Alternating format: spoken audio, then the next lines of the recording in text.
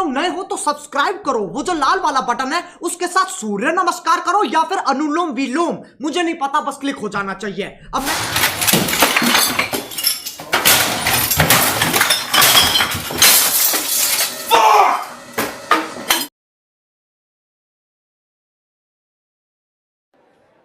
हाँ जी, बैठ गए सारे? इतने लोग हो, कर ले शुरू। लो,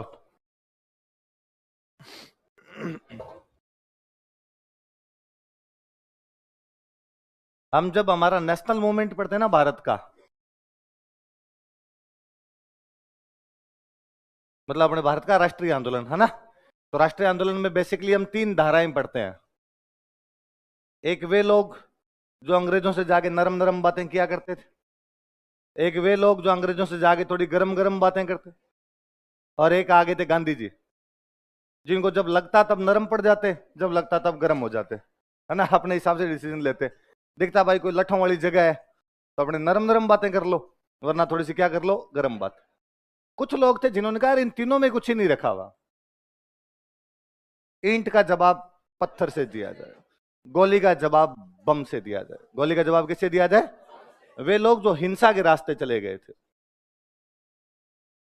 ये सारे के सारे कहीं ना कहीं मानते थे कि हमें किसका पालन करना है? अहिंसा। संवैधानिक तरीकों से देश को आजादी दिलानी है। इन लोगों का मानना था कि नहीं भाई, संवैधानिक तरीकों से देश को आजादी नहीं मिल सकती। उन लोगों को हम कहते हैं क्रांतिकारी। उन लोगों को क्या कहते हैं? कई बार क्या होता है, स्टूडेंट से पूछा जाता है भारत के 4 क्रांतिकारियों के नाम बताओ। हाँ सर बता दूंगा। हाँ बताओ, तो भगत सिंह, चंद्रशेखर आजाद और गांधी जी, सुभाष चंद्र बोस नहीं। सुभाष चंद्र बोस लास्ट में भले आजाद हिंद फौज की तरफ चले गए थे, उससे पहले तक सुभाष चंद्र बोस भी यही गर्मपंथी टाइप के नेता हुआ करते थे एकदम। ये जिन्होंने पूरी तरीके से एकदम हिंसा का सहारा ले लिया था, वो ये भगत सिंह, चंद्रशेखर आजाद, राजगुरु, सुखदेव, सचिंदर सान्याल, अभी हम कईयों के नाम और पढ़ेंगे, वो लोग थे। हमारा जो क्रांतिकारी आंदोलन था भारत का, वो 2 चरणों में हुआ था। कितने चरणों में हुआ था? 2 चरणों में हुआ था। पहला चरण तो आपके बंगाल विभाजन के आसपास है। किसके आसपास है? 1905 में बंगाल का विभाजन कर दिया था अंग्रेजों ने। जब तक बंगाल का विभाजन नहीं किया था, तब तक नरमपंथी और गरमपंथी ये कहते थे कि हम तुम्हारे काम करवा देंगे। नरमपंथियों को करना था हम एप्लीकेशन देंगे और एप्लीकेशन देने से तुम्हारे काम हो जाएंगे।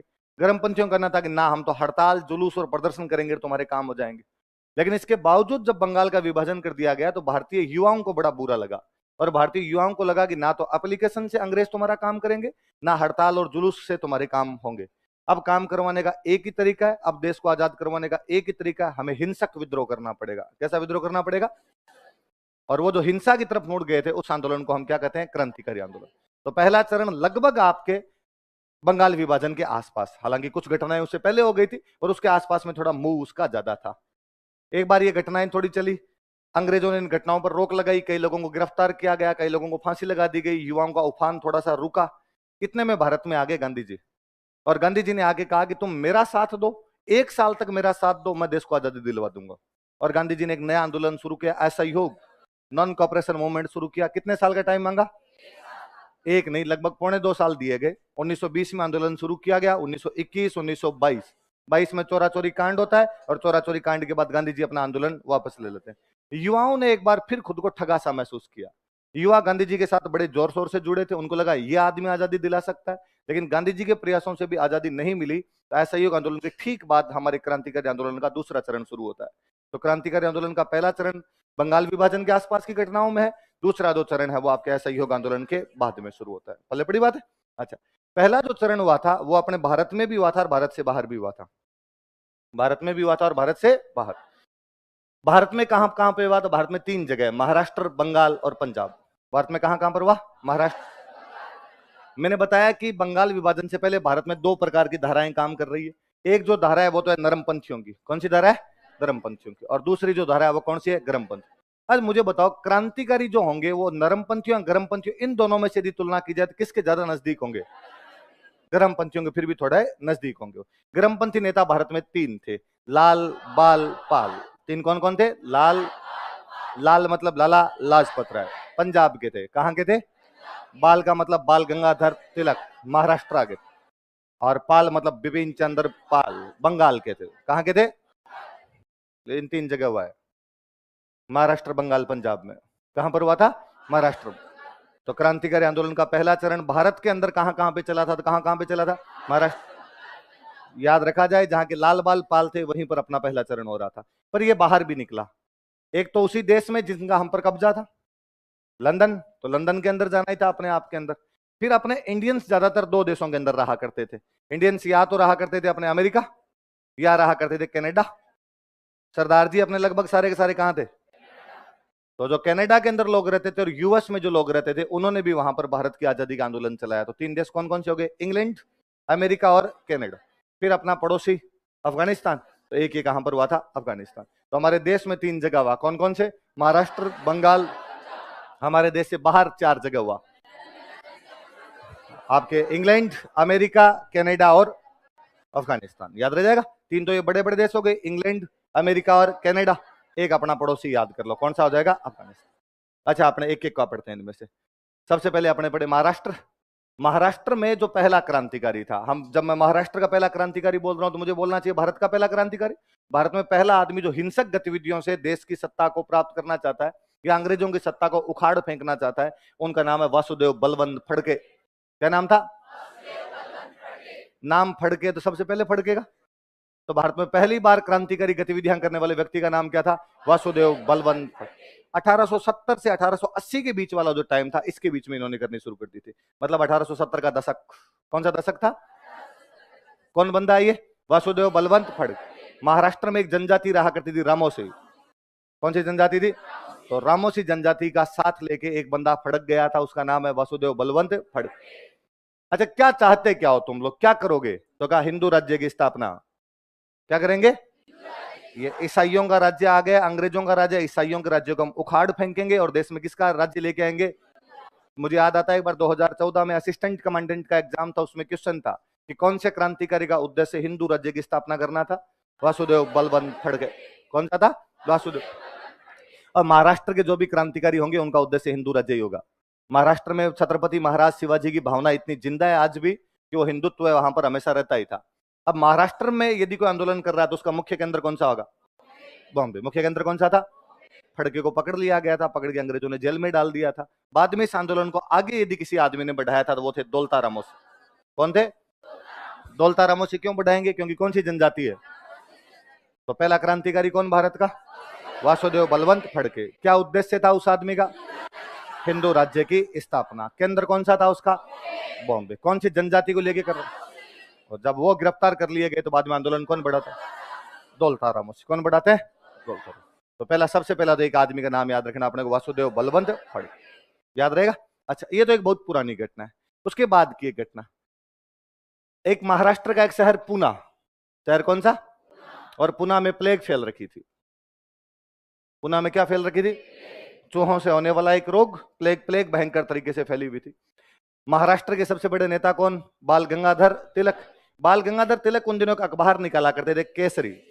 कौन सा अखबार निकालते? और केसरी के अंदर बाल गंगाधर तिलक ने एक दिन एक लेख लिखा, कहा हमारे देश में इस समय दो बुरी चीजें हैं। कितनी बुरी चीजें हैं? एक बुरी चीज है अंग्रेज, दूसरी बुरी चीज है प्लेग। पहली तो कौन है? अंग्रेज। दूसरी है, लेकिन प्लेग अच्छी है।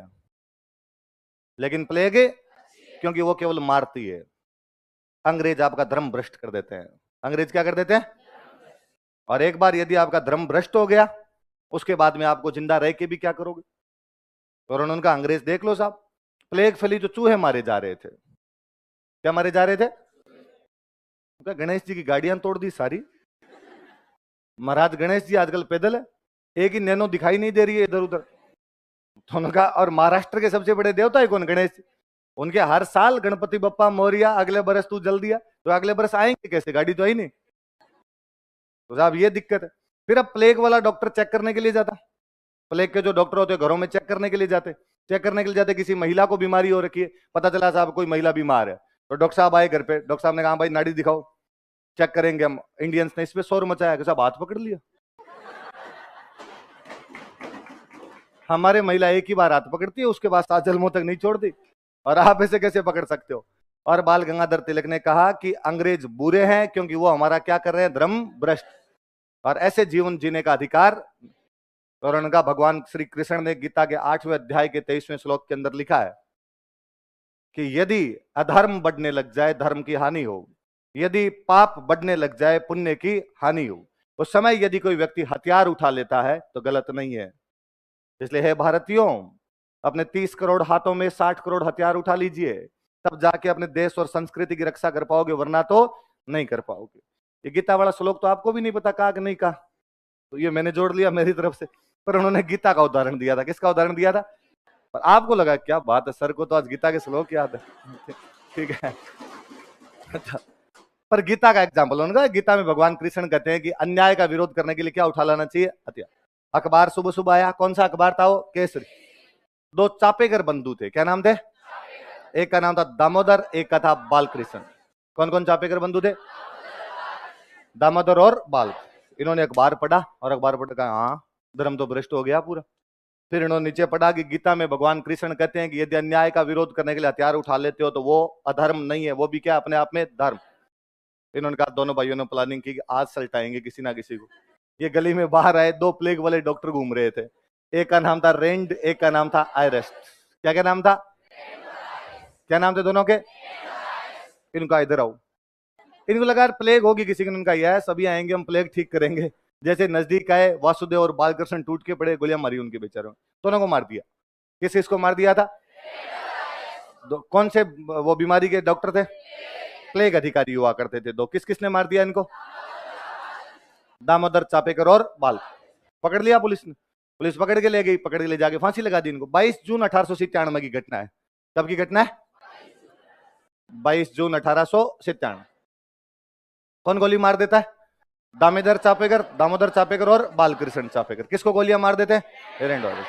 कौन से बीमारी के डॉक्टर? प्लेग। पकड़ के लेके गए, पकड़ लेके तो अंग्रेजों ने पूछा तुमने गोलियां क्यों मार दी? उन्होंने कहा गीता में लिखा हुआ है। तुम्हें किसने कहा गीता में लिखा? अखबार में आया था। कौन से अखबार में आया था? कि केसरी। पता चला केसरी कौन निकालता है? इसको पकड़ के लाओ साहब, ये जो मोटे ताजे घूमते रहते हैं ये निकालते हैं। इनको और पकड़ के लेके आओ। तो बाल गंगाधर तिलक को भी गिरफ्तार कर लिया गया। तिलक ने तो खाली लेख लिखा था, तो तिलक तो का आपने कंट्रोवर्शियल आर्टिकल लिखा, इसलिए आपको जेल होगी। 18 महीने की जेल हुई थी। कितने महीने की जेल हुई थी?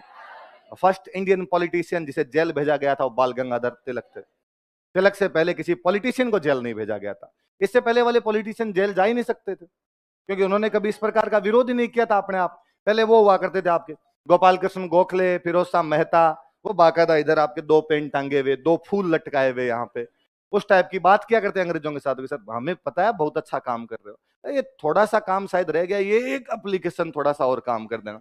इतने सीधी सीधी बातें करते थे, तो उनको कौन एकदम पकड़े और कौन लेके जाए। पर तिलक ने पहली बार लेख लिखा तो तिलक को कितने महीने की सजा हुई? इन दोनों को फांसी दे दी गई। कोई पूछेगा कि प्लेग अधिकारियों की मारने की वजह से कौन कौन से दो चापेकर बंधुओं को फांसी दे दी गई? पहली बात तो नाम पूछेंगे नहीं, सीधा पूछेंगे प्लेग अधिकारियों को किसने मार दिया था? चापेकर बंधुओं ने। किसने मार दिया था? तो दोनों के नाम याद रखना, इधर फड़के और इधर चापेकर। कौन कौन है?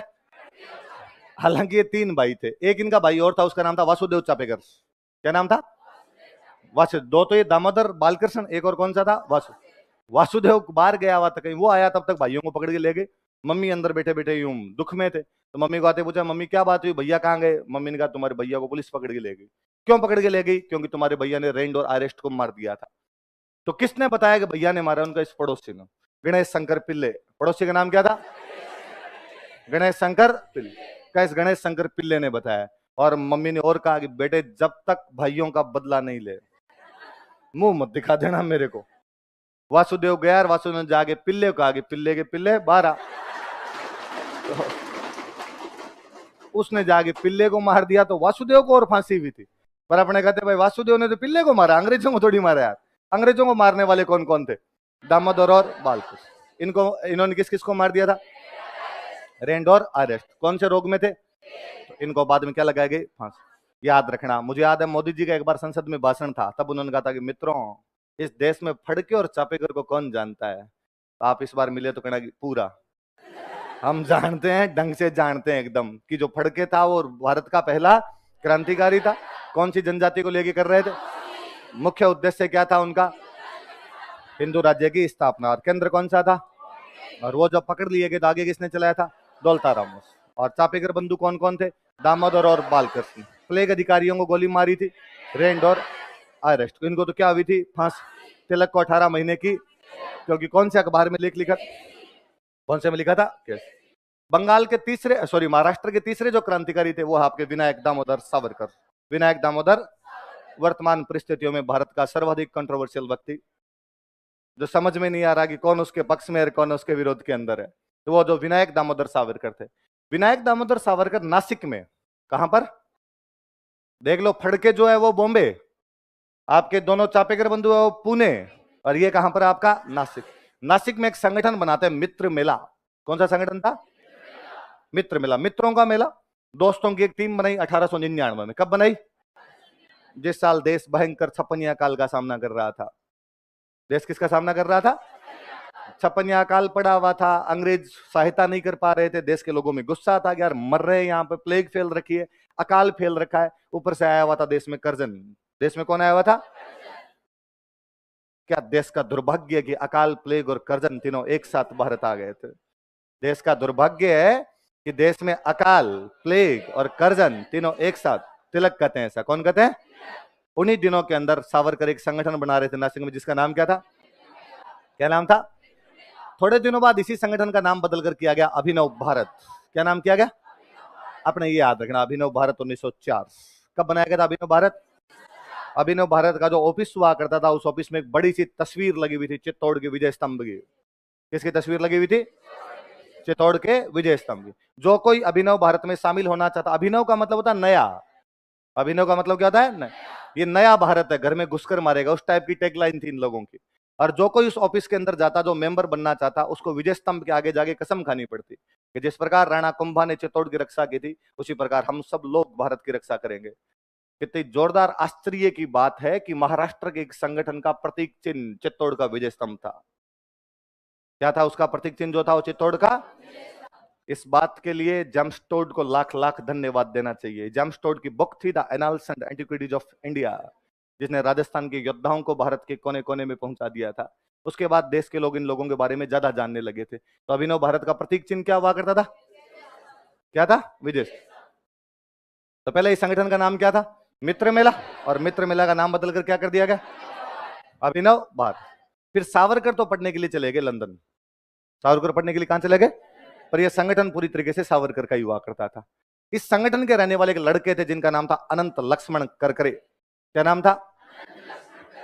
क्या नाम बताओ देखे?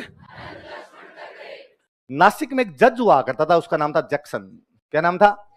और जैक्सन का एक ही काम, अब ये अभिनव भारत वाले लड़के, यंग लड़के हुआ करते थे, ये क्या करते, कोई अंग्रेज दिखा, अकेला दिखा, 4-5 छोरे गए, जाके ठोक ठाक दिया उसको, तो अंग्रेज पकड़ के ले जाते। अब खाली मारपीट में फांसी तो लगा नहीं सकते, तो जैक्सन इनको बड़ी अजीब गरीब सजा दे दिया करता। जैक्सन कहता मुर्गे बन जाओ।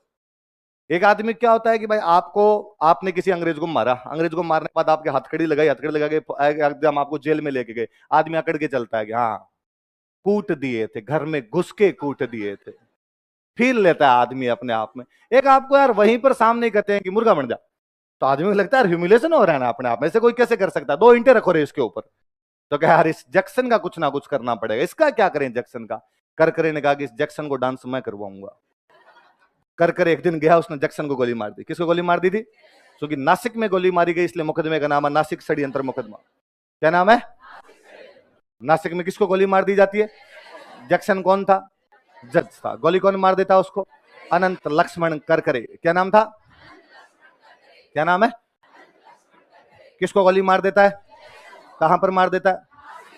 जैक्सन को पकड़ के ले गए, जैक्सन को लगाई फांसी, सॉरी करकरे को पकड़ के ले गए, करकरे को लगा दी फांसी। करकरे को पूछा यार तू ये काम कैसे करते हो रे, कौन हो तुम? तो मैं अभिनव भारत का सदस्य हूं। ये अभिनव भारत किसका संगठन है? उसने कहा विनायक भैया। ये विनायक भैया कौन है? विनायक दामोदर सावरकर, वीडी सावरकर। ये आजकल कहां है कि भैया पढ़ने लंदन चले गए।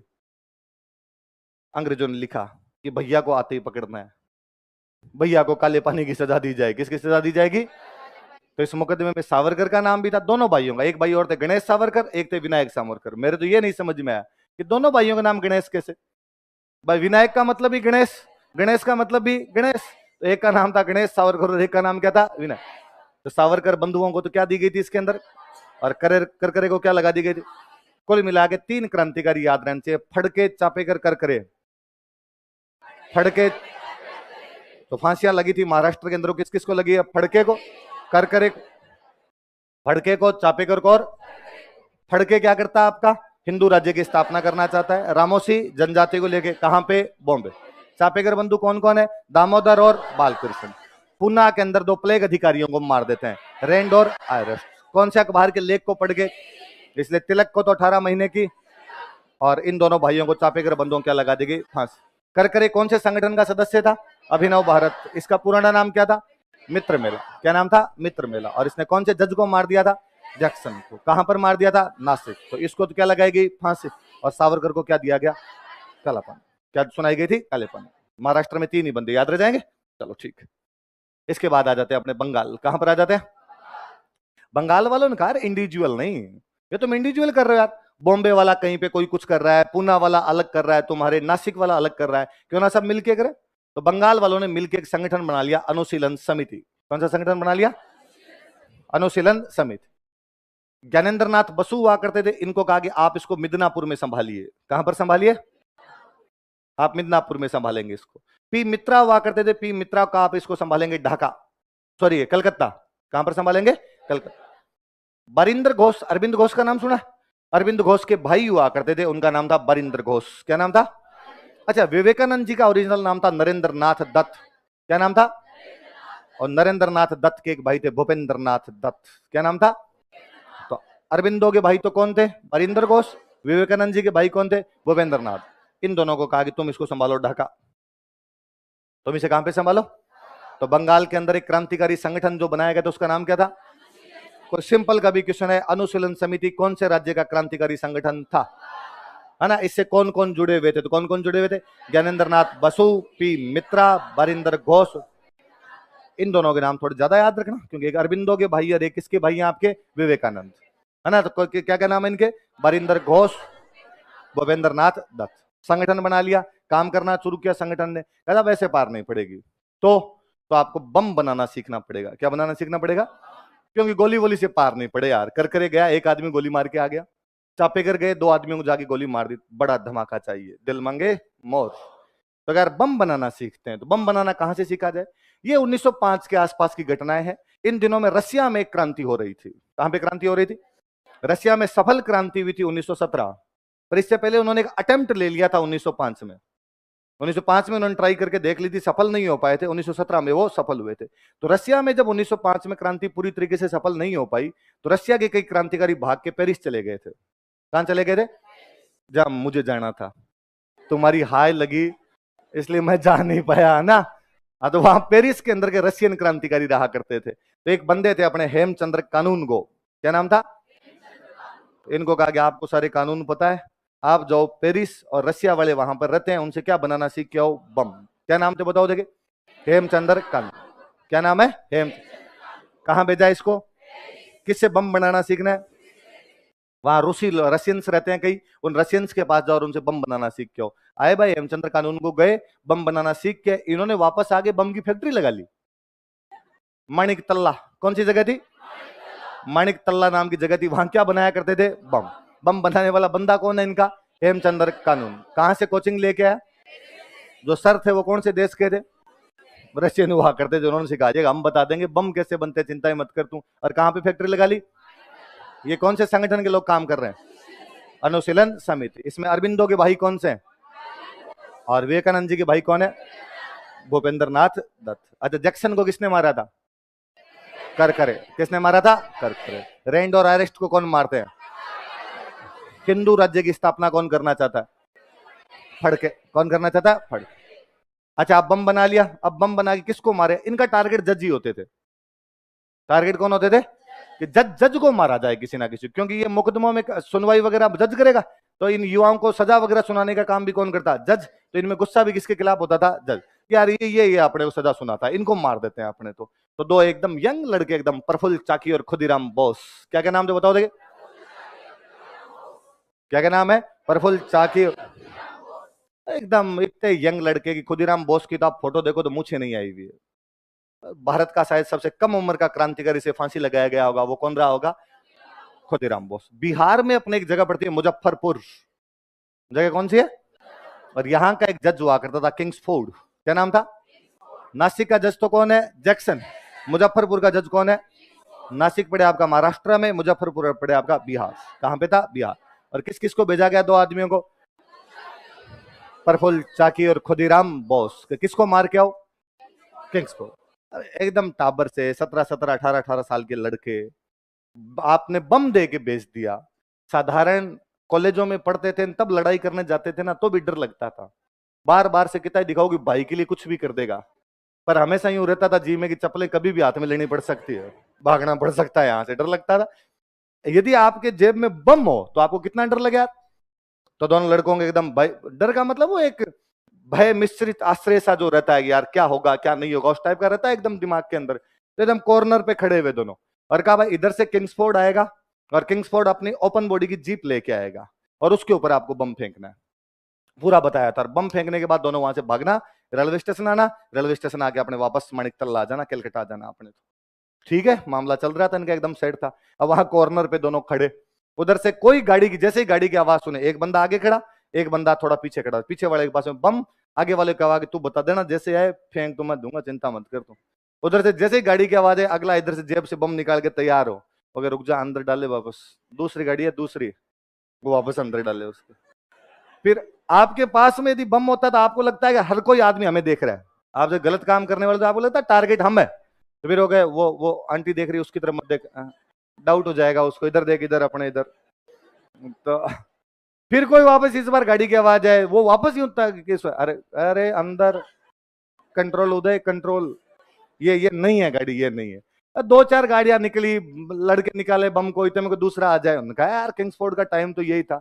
इतने में कोई एक महिला थी, वो हेट लगा के आई थी, किंग्सफोर्ड हेट लगाता था, तो वो हेट लगा के ओपन बॉडी जीप लेके आई थी, और जैसे उन्होंने कहा ए आ गई इस बार, और जल्दबाजी में उस कैनेडी महिला को मार देते हैं। 2 कैनेडी महिलाएं थी, वो बापड़ी देश के काम आ गई थी। किंग्सफोर्ड पे बम नहीं लगाता था। किसको मारने के लिए गए थे? किंग्सफोर्ड को। लेकिन मर कौन गई? कैनेडी महिला। इनको कहा हुआ था कि वहां से अपने चप्पलें हाथ में लेनी, तो दोनों वहां से भाग गए। पीछे से पुलिस ने पीछा किया, पुलिस ने पीछा किया तो प्रफुल्ल चाकी रेल के अंदर बैठा हुआ था, और किसी साथ वाले ने, कोई दूसरा कोई यात्री बैठा था, उसने बता दिया। वो लड़कों के चेहरों से लग रहा था, पैरों में चप्पलें नहीं, कैसे रे बिना चप्पलों कैसे, फैशन ऐसे ही घूमते हैं आजकल तो हम। तो पुलिस वहां चेक इन कर रही थी, 2 लड़कों को देखा, 2 लड़कों को देखा, किसी साथ वाले ने कहा ये सस्पेक्ट है। प्रफुल्ल चाकी लड़का ही था, उसको लगा कि यार पुलिस आएगी मुझे पकड़ लेगी, पता नहीं कितना मारेंगे, उसके पास पिस्टल थी, गोली मार लेता खुद। तो प्रफुल्ल चाकी पुलिस से बचने के लिए क्या कर लेता है? खुदीराम बोस को पकड़ लिया गया, खुदीराम बोस को फांसी लगा दी गई थी। तो कौन कौन 2 लड़के गए थे? प्रफुल्ल चाकी और खुदीराम बोस। प्रफुल्ल चाकी ने तो पुलिस से बचने के लिए खुद के गोली मार ली थी, और खुदीराम बोस को क्या दे दी गई थी?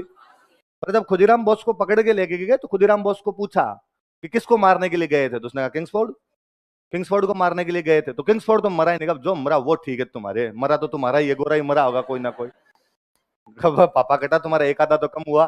तो तुम ये बम लाए कहां से थे? उसने कहां से लाए थे मतलब, फैक्ट्री है पूरी हमारे पास में, कहां है तुम्हारी फैक्ट्री? तो माणिकतल्ला। तो माणिकतल्ला में तुम्हारे बम बनाता कौन है? हेमू भैया। तो हेमू भैया कहां से सीखे? पेरिस गए थे भैया, पूरे एक रशियन से पूरी कोचिंग लेके आए थे, और तब भैया ने बम बनाया था। तुम्हारी फैक्ट्री को संभालता कौन है? अरविंद भैया, अरविंद घोष। संचालक कौन थे वहां पे? अरविंद घोष। एक दिन उस माणिकतल्ला वाली फैक्ट्री पर छापा मारा गया, 34 क्रांतिकारी गिरफ्तार किए गए। कितने क्रांतिकारी गिरफ्तार किए गए? उन 34 क्रांतिकारियों पे जो मुकदमा चला था उसको हम कहते हैं अलीपुर षड्यंत्र मुकदमा। क्या कहते हैं? करकरे वाले मुकदमे का नाम था नासिक, क्या नाम था उसका? नासिक षड्यंत्र मुकदमा। और ये जो मुकदमा, इसका नाम क्या था? अलीपुर। कितने क्रांतिकारी गिरफ्तार किए गए? 34। कहां पे छापा मार के? माणिकतल्ला। कहां पे छापा मार के? माणिकतल्ला में क्या था? बम बनाने का कारखाना। और इन 34 के अंदर इनका संचालक पकड़ा गया, कौन था? अरविंद घोष। कौन थे? अरविंद घोष हुआ करते थे। पकड़ा भाई, इनको पकड़ के लेके गए। इनमें एक बंदा था नरेंद्र गोसाई। क्या नाम था? वो सरकारी गवाह बन जाता है। मैंने एक दिन पहले ही आपको बताया था कि पुलिस इस मामलों में तेज पड़ती है, वो किसी एक आधे को अपनी साइड के अंदर ले ही लेती है। नरेंद्र गोसाई को उन्होंने पटाया कि हम तेरे को छोड़ देंगे, तू सारी बातें बता दे हमें। और नरेंद्र गोसाई ने जाके एक एक बात बता दी। अरविंद घोष ये काम करता है, बरिंद्र ये काम करता है, फलान जी ये काम करता है, फलान जी ये काम करता है, फलान जी ये काम करता है। अब क्रांतिकारियों को ये नहीं समझ में है कि हमारी सारी बातें कौन बता देता है। अब मान लो पहले नरेंद्र गोसाई से सारी बातें पूछ लिया, वो एक को बुलाते, हेमचंद्र कानून को बुलाया, इसको पकड़ के लाओ और कहा तू गया था घर पेरिस। अब उसने कहा इनको क्या पता हम पेरिस गया था ये बात, और तू वो 3 दिन पहले मार्केट से जाके ये फलाना फलाना सामान लेके आया था, उस दुकान से तुम सामान लेके आए थे। कहा यार अब ये इनको कैसे पता चला कि उस दुकान से अपने सामान लेके आए थे। अरविंदो को पकड़ा, अरविंदो को पकड़ के कहा तुम नेतागिरी करते हो उधर, पंपलेट वगैरह बनाने का काम तुम्हारा था, ये सारे आइडिया तुम देते हो। इनका इसका मतलब कोई ना कोई अपने बीच में हरिराम है।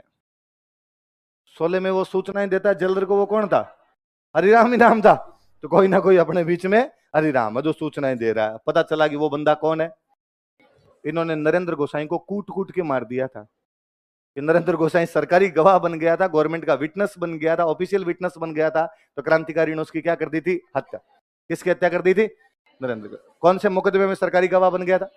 अलीपुर षड्यंत्र मुक्त। कौन सा मुकदमा था? बाकी सबको तो सजाएं हुई थी, किसी को फांसी दी गई थी, किसी को काले पानी की सजा हुई थी। अरविंद के खिलाफ ज्यादा सबूत नहीं मिले, इसलिए अरविंद घोष को छोड़ दिया गया। किसको छोड़ दिया गया? अरविंद बाहर आए, बाहर आते क्रांतिकारी जो बाकी जो बच गए थे वो आए, उन्होंने कहा भैया कोई बात नहीं, इस बार बच गए, इस बार बड़ा धमाका करेंगे, वापस आगे संगठन चलाते हैं अपने। अरविंद ने कहा रुको, तुम रुको, सुनो पहले मेरी बात। मैं जब अभी जेल में था ना, तो मुझे एक दिन सपने में भगवान कृष्ण आए।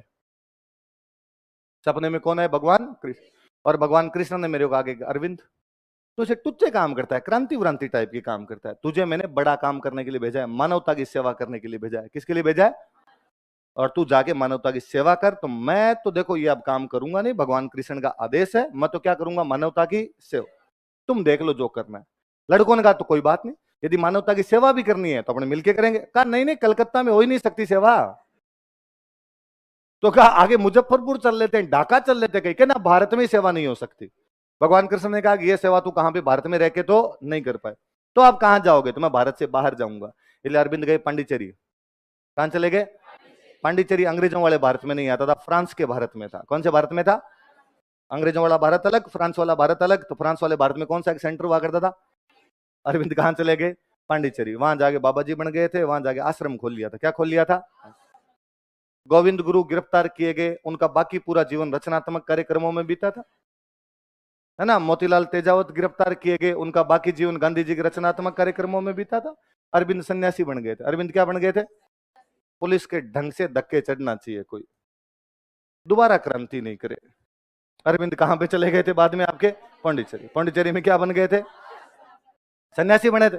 बड़े सन्यासी हुए अरविंद यूं, भारत के बड़े सन्यासियों में। पर मेरे ये समझ में नहीं आया कि भगवान कृष्ण कैसे दिख जाते हैं जेल के अंदर आपको। और उन्होंने कहा कि भगवान कृष्ण तो जेल में पैदा हुए थे, तो कैसे नहीं दिख सकते मेरे को? दिखे तो भाई जाओ आप। तो अरविंद कहां चले गए थे? पंडित। अरविंद की 2 किताबों के नाम याद रखना है, सावित्री और लाइफ डिवाइन। क्या क्या नाम है? दोबारा नाम बोलो तो कौन कौन से? इनमें भी लाइफ डिवाइन याद रखना। ये खूब बार पूछी हुई किताब है कि लाइफ डिवाइन किसने लिखी थी? किसने लिखी थी? कौन से मुकदमे में अरविंद गिरफ्तार किए गए? अलीपुर षड्यंत्र मुकदमा। कौन से में? बंगाल वाले संगठन का नाम क्या था? अनुशीलन समिति। क्या नाम था? अनुशीलन समिति जो थी उसको 2 ये कौन? अरविंद वाले भाई का नाम क्या था? बारिंदर घोष। क्या नाम था? बारिंदर घोष। और वो जो दूसरे हुआ करते भूपेंद्र नाथ दत्त, ये संभाला करते थे। बड़े आदमी 2 ये थे। और किस बंदे को बम बनाना सीखना भेजा गया था? हेमचंद्र कानून को। कहां पे भेजा गया? पेरिस। कौन से बंदे से? रशिया से। फैक्ट्री कहां लगाई? माणिक तलवा। कौन कौन 2 लड़के बम फेंकने के लिए भेजे गए? प्रफुल्ल चाकी और खुदीराम बोस। कौन से जज को? किंग्सफोर्ड। कहां पे? मुजफ्फरपुर। कहां पे? मुजफ्फरपुर। वो तो बच गया और 2 कैनेडी महिलाएं मारी गई। पुलिस से बचने के लिए सुसाइड कौन कर लेता है? प्रफुल्ल चाकी। और फांसी किसको दे दी गई? खुदीराम बोस। कहां पे छापा मार के गिरफ्तार किए गए? माणिक तलवा। कितने क्रांतिकारी? 34। कौन सा मुकदमा चलाया गया? अलीपुर षड्यंत्र मुकदमा। सरकारी गवाह कौन बन गया था? नरेंद्र गोसाई। सबूतों के अभाव में छोड़ किसको दिया था? अरविंद घोष। ये कहां चले गए थे? पांडिचेरी। वहां जाके क्या बन गए थे? 2 किताबों के नाम बताओ, सावित्री और लाइफ डिवाइन। सावित्री और कौन कौन है? अच्छा, जो बरिंदर कुमार घोष थे, बरिंदर कुमार घोष की एक बुक है, उसका नाम है भवानी मंदिर। क्या नाम है? तो बरिंदर कुमार घोष की तो कौन सी है?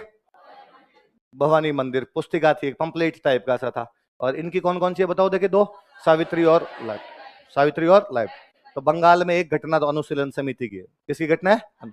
फिर बंगाल के क्रांतिकारी और हुए थे बाघा जतीन। क्या नाम था? एनकाउंटर, पुलिस के एनकाउंटर में मरने वालों में हम एक बंदे का नाम जानते हैं, चंद्रशेखर आजाद। हम जानते हैं कि चंद्रशेखर आजाद और पुलिस के बीच में फायरिंग होती है और उसमें चंद्रशेखर आजाद देश के काम आ जाते हैं। एक और कोई बंदा जो पुलिस के एनकाउंटर में शहीद हुए थे वो है बाघा जतीन। कौन है? तो बालासोर, उड़ीसा के अंदर एक जगह पड़ती है बालासोर। उड़ीसा में कौन सी जगह? तो कोई पूछे बालासोर में पुलिस एनकाउंटर में कौन शहीद हो गए थे? तो कौन शहीद हो गए थे? बाघा जतीन। क्या नाम था? तो आपके उधर महाराष्ट्र में 3 बंदे याद रखने। महाराष्ट्र में तो कौन? करकरे, चापेकर और फड़के। करकरे, चापेकर और फड़के। इधर बंगाल में बेसिकली 2 लड़के ही याद रखने, प्रफुल्ल चाकी, खुदीराम बोस। इनके सबके नेता कौन थे? अरविंद घोष। अरविंद घोष की 2 बुक कौन कौन सी है? सावित्री और लाइफ डिवोट। अरविंद के भाई कौन है आपके? बारिंद्र घोष। बारिंद्र घोष की बुक कौन सी है? भवानी मंदिर। कौन सी है? लड़के थे यंग। तो यूं बंगाल में माता जी की पूजा सबसे अधिक दुर्गाष्टमी में मनाई जाती है। तो ये भवानी के मंदिरों में धोख लगा लगा के जाया करते थे। नारे और लगाते होंगे, पत्थर को जो कर दे पानी, जय भवानी टाइप के नारे लगाते, इसलिए बुक का नाम ही क्या रख लिया आपने? भवानी मंदिर रख लिया था। और पुलिस मुठभेड़ में बालासोर में शहीद कौन हुए थे? कौन हुए थे? बाघा जतीन। 2 जगह हो गया आपका, महाराष्ट्र हो गया और बंगाल। तीसरा कौन सा बचा आपके? पंजाब। पंजाब में 2 नेता थे, लाला लाजपत राय और अजीत सिंह। 2 नेता कौन कौन थे? लाला लाजपत राय और अजीत। ये अजीत सिंह भगत सिंह के चाचा जी है। जो अजीत सिंह जी है, भगत सिंह के क्या लगते हैं? तो भगत सिंह के चाचा जी का नाम क्या था? अजीत। आप विडम्ब वो देखिए, बड़ी जोरदार बात देखिए। अजीत सिंह का निधन 15 अगस्त 1947 को हुआ था। अजीत सिंह जी का निधन कब हुआ था? 15 अगस्त 1900। शायद इसीलिए जिंदा होंगे कि देश कब आजाद होगा। जिस दिन देश आजाद हो उस दिन अंतिम सांस ले ले आपने। ये अभी अपना जब किसान आंदोलन चल रहा था, तो किसान आंदोलन में गीत शुरुआत में खूब फेमस हुआ था, पगड़ी संभाल जट्टा पगड़ी संभाल। अजय देवगन वाली मूवी के अंदर आप गीत सुनते हैं, वो गीत इन्हीं का था। एक फोटो बहुत वायरल हो रहा था, इसमें ट्रैक्टर पर बैठकर एक बंदा आगे बढ़ रहा है, वो अजीत सिंह जी। तो कौन है? अजीत सिंह। तो पंजाब में उस समय 2 बड़े नेता हुआ करते थे। कौन कौन थे? लाला लाजपत राय और अजीत सिंह। क्या क्या नाम है? लाला लाजपत राय को याद रहेगा, अजीत सिंह भगत सिंह के चाचा जी, इसलिए याद रखना। इन्होंने एक संगठन बनाया था, उस संगठन का नाम है अंजुमन मोहब्बत वतन। बोलो देखे नाम। अंजुमन का मतलब होता है सभा। अंजुमन का मतलब क्या होता है? वतन से मोहब्बत करने वालों की सभा। वतन से मोहब्बत करने वालों की, तो अंजुमन ए मोहब्बत ए वतन। बोलो देखे नाम। अंजुमन ए मोहब्बत किसका संगठन है? और एक समाचार पत्र निकालते थे जिसका नाम था भारत माता। क्या नाम था समाचार पत्र का? नाम तो कौन निकालता है? अजीत सिंह जी। और संगठन कौन सा है? अंजुमन मोहब्बत वतन। कौन सा है? अंजुमन मोहब्बत। हालांकि बाद में जब यहाँ पर ज्यादा यूं कार्रवाइयां वगैरह होने लगी थी तो अमेरिका चले गए थे दोनों। अजीत सिंह जी भी निकल गए थे यहाँ से। कौन निकल गए थे? लाला लाज। अजीत सिंह जी हालांकि एक बार गिरफ्तार हुए थे, पर भगत सिंह के परिवार वाले बहुत पैसे वाले थे, तो रुपए देके जमानत करवा ली गई थी। जमानत हो जाया करती तो जमानत करवा के लेके आ गए थे। इसलिए जब भगत सिंह गिरफ्तार हुए थे तो घर वालों ने कहा था कि हम तेरी जमानत करवाएंगे। भाई पंजाब की जमीन है, 2-4 किलो बेच देंगे और क्या होगा, इसे ज्यादा ज्यादा तू तो बाहर आए कम से कम। भगत सिंह ने कहा कि नहीं, तुम मेरे मुख पर कालिक पोत दोगे, जमानत नहीं करवानी। हम जब जिस दिन वहां से आए थे उस दिन हम ये सोच के आए थे कि हमें गिरफ्तार होना है, इसलिए हम ये जमानत वगैरह नहीं करवाना चाहते। वरना उससे पहले इनके चाचा जी कौन थे? अजीत। क्या नाम चाचा जी का? अजीत सिंह। संगठन का नाम क्या है? अंजुमन मोहब्बत वतन। और समाचार पत्र कौन सा? ठीक है, तो आपके 3 जगह हो गए। एक हो गया महाराष्ट्र, एक हो गया आपके बंगाल, एक हो गया पंजाब। महाराष्ट्र में पहला क्रांतिकारी कौन है आपका? वासुदेव बलवंत फड़के। केंद्र कौन सा है? बॉम्बे। जनजाति कौन सी है? रामोस। उद्देश्य क्या है? हिंदू राज्य की स्थापना। पकड़ लिए गए तो बाद में आगे किसने चलाया? दौलता रामोस। किसने चलाया? दौल। चापेकर बंधुओं के नाम क्या क्या है? दामोदर और बालकृष्ण। 2 प्लेग अधिकारियों को मारते हैं, रेंड और आयरस्ट। कौन से अखबार का लेख था वो? केसरी। कौन निकालता था? तिलक। तिलक को कितने महीने की सजा? और चापेकर बंधुओं को मित्र मेला कब बनाया गया था? 1899। बाद में उसका नाम क्या कर दिया गया? अभिनव भारत। 1904। उसका प्रतीक चिन्ह क्या हुआ करता था? चित्तौड़ का विजय स्तंभ। उस संगठन का एक लड़का कौन हुआ करता था आपके? अनंत लक्ष्मण करकरे। करकरे किसको मार देता जाके? जैक्सन। जैक्सन कहाँ का जज था? नासिक। करकरे को क्या लगा दी गई? फांसी। सावरकर को क्या बताया गया? कालापान। याद रह जाएगी। आपके बंगाल में संगठन कौन सा था? अनुशीलन समिति। इसका कौन सा बंदा पेरिस भेजा गया था? हेमचंद्र कानून को। क्या बनाना सीखने के लिए? बम। किससे? रशियन। फैक्ट्री कहाँ लगाई? माणिकतला। कौन कौन 2 लड़के भेजे गए? प्रफुल्ल चाकी और खुदीराम बोस। किसको मारने के लिए? किंग्सफोर्ड। वो मरा नहीं, गलती से कौन मर गई? कैनेडी मिले। प्रफुल्ल चाकी पुलिस से बचने के लिए, और खुदीराम बोस को माणिकतला पे छापा मार के कितने क्रांतिकारी गिरफ्तार? 34। इनमें सरकारी गवाह कौन बन गया? नरेंद्र गोसाई। सबूतों के अभाव में कौन छोड़ दिया गया? अरविंद। अरविंद बाद में कहां चले गए? पंडित। वहां पे क्या खोल लिया था? आश्रम। दो किताबें कौन कौन सी लिखी थी? सावित्री और लाइफ डिवाइन। बारिंदर घोष ने कौन सी किताब लिखी थी? भवानी मंदिर। कौन सी लिखी थी?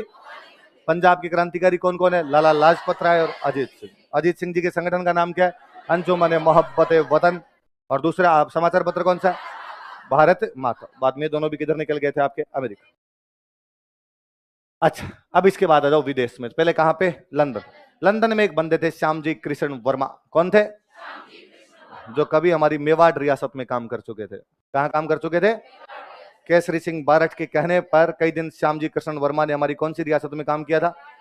बाद में यहां से कई दिन बड़ौदा में काम किया था, कई दिन यहां काम किया था। इसके बाद चले गए थे लंदन। कहां चले गए थे? और लंदन जाके वहां पर एक संगठन बनाया था, इंडियन होम रूल सोसाइटी। क्या नाम था? क्या नाम था? Indian home rule society. 1905। कब बनाया गया था? कौन सा संगठन बनाया था? Indian home rule society. इनका जो ऑफिस हुआ करता था, उस ऑफिस का नाम था इंडिया हाउस। इनके ऑफिस का नाम क्या था? इंडिया से जो कोई आए उसके लिए हॉस्टल हम फैसिलिटी उपलब्ध करवाएंगे। तो इंडिया से जो भी लड़के कोई जाया करते, ये एयरपोर्ट पे तैयार खड़े रहते कार्ड लेके, PG PG hostel hostel, boys PG girls PG. या तो ध्रुव सिंह जी देते हैं आपको कार्ड, या उधर कौन दिया करते थे? आपके श्यामजी कृष्ण वर्मा। तो श्यामजी कृष्ण वर्मा का हॉस्टल था, उस हॉस्टल का नाम क्या हुआ करता था? India house. क्या नाम था उसका? इंडिया से जो कोई लड़के जाएंगे वो इनके पास में रहेंगे। और इंडिया से इनके पास में एक लड़का गया हुआ था उन दिनों में, सावरकर। कौन गया हुआ था? पहले से कुछ बंदे और थे इनके पास में, लाला हरदयाल। कौन थे? जो बाद में अमेरिका में हम वापस पढ़ेंगे। एक बंदा हुआ करता था आपका मदन लाल धिंगड़ा। क्या नाम था? नाम में यूं फील आता है, एकदम यूं वजनदार नाम है। बोलो देखिए बंदे का नाम, मदन लाल धिंगड़ा। क्या नाम था बंदे का? और एक थे अब्दुल्ला सुहरावर्दी। कौन थे? एक मैडम और हुआ करते थे, मैडम भिखाजी कामा। मैडम कौन सी हुआ करती थी? मैडम भिखाजी काम। बनाया आपने तो इनका एक का नाम याद रखना। बनाया किसने था ये संगठन? श्यामजी कृष्ण वर्मा। कौन सा संगठन था? Indian home rule society. क्या नाम था? इंडियन। ऑफिस का नाम क्या था? एक अखबार निकालते थे, इंडियन सोशियोलॉजिस्ट। कौन सा अखबार था? किसका अखबार? Indian sociologist, Shyamji Krishna Verma. या आपने कह दो इंडिया हाउस वालों का, या आपका तो इंडियन होम रूल सोसाइटी वालों का। दो बंदों के नाम पक्के पक्के याद रखना आपने, एक तो सावरकर और एक मदन लाल धिंगड़ा। कौन कौन दो बंदे बताओ?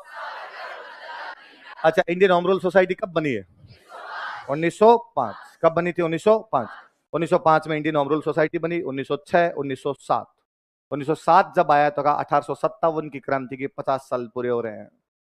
57 की क्रांति कितने साल पूरे हो रहे हैं? और हम इसकी गोल्डन जुबली मनाएंगे। क्या मनाएंगे? ये दिमाग लगाने वाला आदमी था वीर दामोदर सावरकर, या विनायक दामोदर सावरकर। पहली बार किसी आदमी ने कहा था कि 1857 की क्रांति हमारे भारत का पहला स्वतंत्रता संग्राम था, तो उस व्यक्ति का नाम क्या था? वीर सावरकर। या पूरा नाम हम किस नाम से जानते हैं उनको? विनायक दामोदर सावरकर। किस नाम से जानते हैं? विनायक दामोदर सावरकर। तो कहा कि 57 की क्रांति की क्या मनाई जाएगी? Golden jubilee. 50 साल हो रहे। 1857 से 1907 में कितने साल हो रहे थे? 50। तो 50 साल हो रहे हैं, इसलिए हम क्या मनाएंगे? इसकी गोल्डन जुबली। और जो बुक लिखी गई सावरकर के द्वारा, उसका नाम था the Indian war of independence. क्या नाम था बुक का? और इसी बुक में इस आदमी ने पहली बार कहा था कि हम 57 की क्रांति की जो गोल्डन जुबली मना रहे हैं, ये 57 की क्रांति हमारे भारत का पहला स्वतंत्रता संग्राम था। भारत का क्या था? कहते मतलब इतनी यूं वो क्रांतिकारी बुक थी कि अंग्रेजों ने रोक लगा दी थी, इस पे हाथों हाथ ही रोक लगा दी थी कि ये बुक बिक नहीं सकती। लेकिन उसके बावजूद ये बुक अलग अलग नाम से चेंज होके और भारत में आया करती थी, और भारत के अंदर ये बुक बिका करती थी। भारत में इस बुक को 2 बार पब्लिश किया गया था। बाद में 2 बार इस बुक को जो पब्लिश करने वाले बंदे थे, पहली बार इस बुक को जिन्होंने बांटा था उनका नाम है सरदार भगत सिंह। क्या नाम है? दूसरी बार इस बुक को बांटने वाले जो आदमी थे वो थे सुभाष चंद्र बोस। कौन थे? भगत सिंह और सुभाष चंद्र बोस किसकी बुक बांट रहे थे? वीर किसकी बुक बांट रहे थे? वीर सावरकर की बुक कौन बांट रहा था? भगत सिंह और चंद्रशेखर, सॉरी, भगत सिंह और सुभाष चंद्र बोस। किसकी बुक बांट रहे थे? बुक का नाम क्या है? The Indian war of India. किसकी बुक है? भारत में कौन कौन पब्लिश कर रहा था? एक बार भगत सिंह और दोबारा। तब मुझे लगता है कि हिस्ट्री से अनभिज्ञ लोग, जिनको हिस्ट्री का क ख ग नहीं पता होता, वो भगत सिंह जिंदाबाद के साथ सावरकर को गालियां कैसे निकाल सकते हैं? वही भगत सिंह और वही सुभाष चंद्र बोस जो थे वो सावरकर की उस बुक को भारत में पब्लिश कर रहे थे। कुछ तो होगा उस बुक के अंदर कि अंग्रेज रोक लगा रहे हैं। हमारे भारत के दो सबसे भारत माता के महान सपूत भगत सिंह और सुभाष चंद्र बोस भारत में ऐसे व्यक्ति है जिनके बारे में हम कोई नेगेटिव बात नहीं सुनते।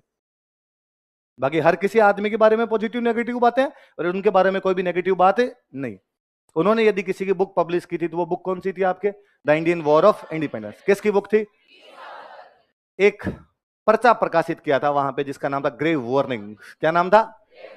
ये भी सावरकर का है। ये भी किसका है? तो सावरकर की बुक का तो नाम क्या है? इंडिपेंडेंस। और एक पर्चा प्रकाशित किया उसका नाम क्या? धिंगड़ा। धिंगड़ा में जोश ज्यादा था। धिंगड़ा ने कहा भारत वालों को मरना नहीं आता, भारत वालों को, और देश की आजादी तब तक नहीं मिलेगी जब तक देश के लिए हम मरेंगे नहीं। और भारत वालों को मरना सिखाने के लिए जरूरी है कि कोई ना कोई पहले आगे मरे। जब तक कोई बलिदान नहीं देगा तब तक बाकी लोगों में बलिदान की प्रवृत्ति नहीं है। तो मैं शुरू करता हूं इसको। और उन दिनों में जो भारत सचिव हुआ करता था अंग्रेजों की सरकार में, जो एक मिनिस्टर हुआ करता उसको बोलते थे भारत सचिव। क्या बोलते थे? और उस भारत सचिव का जो पॉलिटिकल एडवाइजर था उसका नाम था कर्जन वाइली। क्या नाम था? कर्जन वाइली कौन हुआ करता था? भारत सचिव का राजनीतिक सलाहकार। कौन था भारत सचिव का पॉलिटिकल एडवाइजर जो हुआ करता उसका नाम क्या था? कर्जन। मदन लाल धिंगड़ा गए, उन्होंने कर्जन वाली को गोली मार दी। किसको गोली मार दी थी?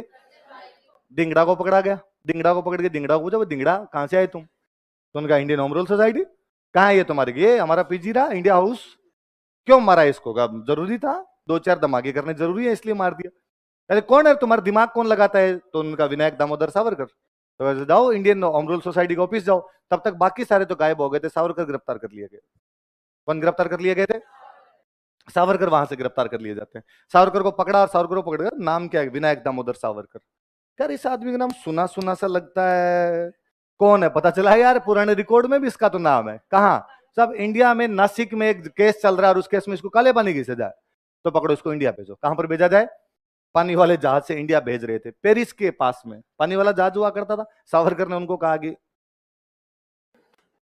तो ये जहाज ये रहा। बंदा वो खिड़की तोड़ के समुद्र में कूद गया उधर, और वहां से पेरिस में, वहां पर उनको लगा कि मैं पेरिस के दूतावास में वहां पर शरण ले लूंगा, लेकिन वहां से वापस पकड़ लिए गए थे। याद रखना कि 2013 या 16 की आरपीसी का क्वेश्चन है कि भारत का एक कौन सा स्वतंत्रता सेनानी समुद्र के अंदर कूद गया था? कौन थे? वीर। यहाँ लाए, दो मुकदमे चल रहे थे उनपे। एक तो कर्जन वाइली वाला मुकदमा चल रहा था, एक जैक्सन वाला। यहाँ जज ने पकड़ा और जज ने पकड़ेगा इसको 2 बार काले पानी की सजा। क्या दी जाए इसको? 2 बार आजीवन कारावास। ऐसे इंग्लैंड में, अमेरिका में से कारावास होता है। अमेरिका में आप कभी सुनना वो लिखेंगे कि इस आदमी को 1000 साल की सजा।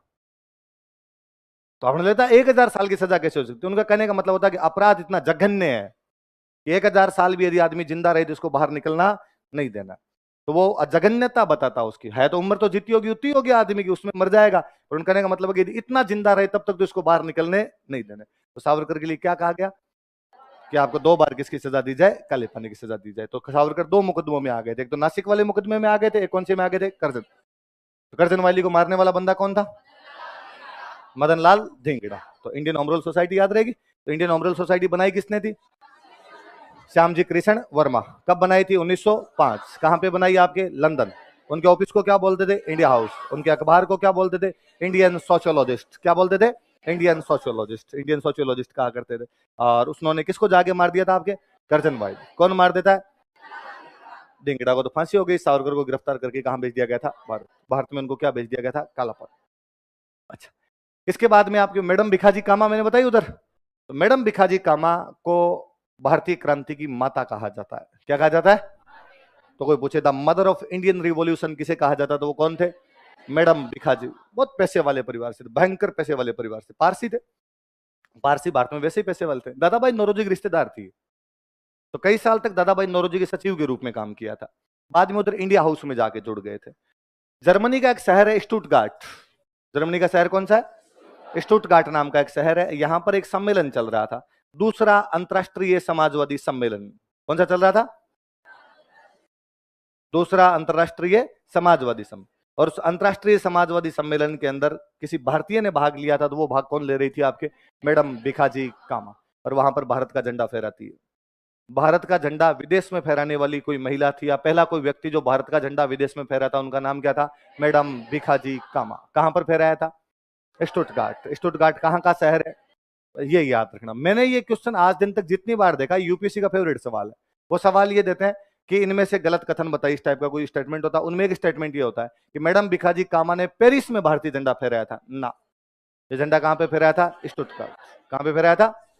स्टुटगार्ट के अंदर झंडा फहराया था। स्टुटगार्ट के अंदर मैडम भिखाजी कामा। और मैडम भिखाजी कामा क्या कहा जाता है? Mother of Indian revolution. क्या कहा जाता है? मदर ऑफ, दो इफेक्ट याद रखने, मदर ऑफ इंडियन रेवोल्यूशन, और इन्होंने एक स्टुटगार्ट में क्या फहरा दिया था? भारतीय झंडा। स्टुटगार्ट कहां पे पड़ता है? किसने फहराया? ये लंदन की बातें थी सर। कहां की बातें थी? अब चले अपने वैंकूवर। कहां पे? वैंकूवर। लंदन वालों ने बनाया था इंडिया हाउस। क्या बनाया था? तो वैंकूवर वालों ने कहा यूनाइटेड इंडिया हाउस। कौन सा बना देंगे? इधर तो इंडिया हाउस था और उधर कौन सा था? यूनाइटेड। दो बंदे बनाने वाले, तारकनाथ दास और जीडी कुमार। क्या क्या नाम है? तो तारकनाथ दास और जीडी कुमार ने क्या बनाया आपका? कौन सा बनाया था? United India house. लंदन में कौन सा है? India house. और यहां पर कौन सा आपका?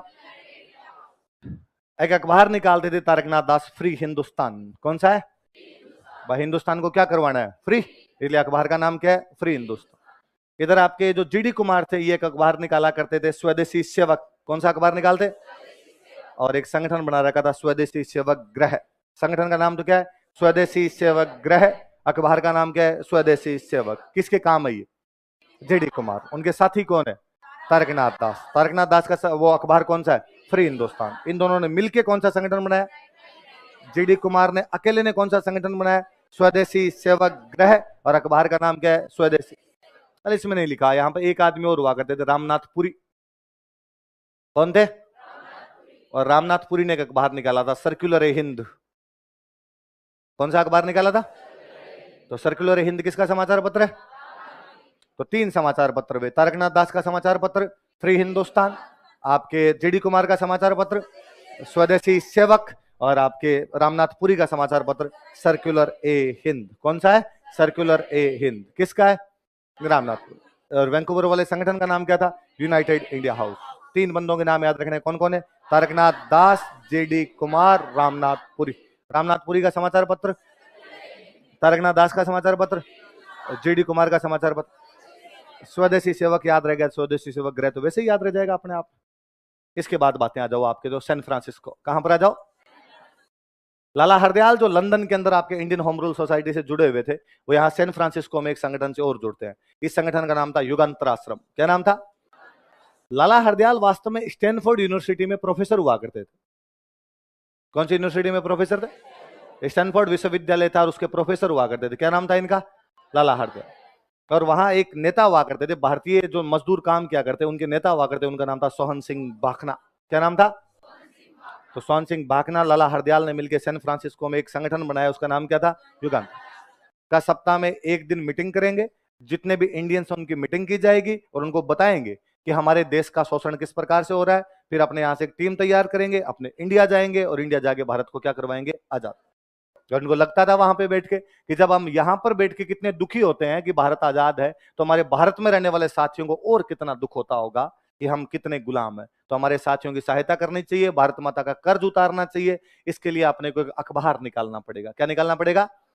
ताकि अखबार के माध्यम से लोगों में जागृति आए। उस अखबार का नाम रखा गया गदर। क्या नाम था? गदर का मतलब होता है विद्रोह। गदर का मतलब क्या होता है? हालांकि आपने तो गदर एक प्रेम कथा ही सुना है, पर वो भी तो अपने आप में विद्रोही होता है ना। अभी सेकंड पार्ट आ रहा है, गदर का सेकंड पार्ट आ रहा है इन दिनों में ना। इस बार हेड पंप नहीं और कुछ उखाड़ेगा भाई अपना। तो वो अखबार कौन सा निकाला गया था? गदर। 1 नवंबर 1913। कब की बात है? 1 नवंबर 1913। इसका मतलब 1 नवंबर का हमारे साथ कोई गंभीर नाता है। 1 नवंबर 1858 को महारानी विक्टोरिया घोषणा पत्र जारी करती है कि ईस्ट इंडिया कंपनी का शासन समाप्त होता है, तुम क्राउन के अधीन हो। किसके अधीन हो? 1 नवंबर 1913 को सैन फ्रांसिस्को में उर्दू भाषा में एक समाचार पत्र पब्लिश होता है, गदर। कौन सा अखबार है? कौन सी भाषा में? जो इसका पहला अंक आया था कौन सी भाषा में था? उर्दू। बाद में भारत की सारी भाषाओं में निकाला गया था। भारत की जितनी भाषाएं थी उन सब में निकालते थे। अफगानिस्तान वाली लैंग्वेज में निकाल दिया था। अफगानिस्तान की लैंग्वेज कौन सी थी? पश्तो, कौन सी थी? पुस्तक में ये निकाल दिया करते थे। क्योंकि गदर अखबार के माध्यम से लोगों को जागरूक किया करते थे, इसलिए इस आंदोलन का नाम ही पड़ गया गदर आंदोलन। क्या नाम पड़ गया? मास्टर जी कौन थे इनमें से? तो लाला हरदयाल को तो अमेरिका वालों ने कहा मास्टर जी इधर आओ, आज के बाद मीटिंग में गए तो देख लेना। तो लाला हरदयाल ने तो मीटिंग में आना कर दिया बंद।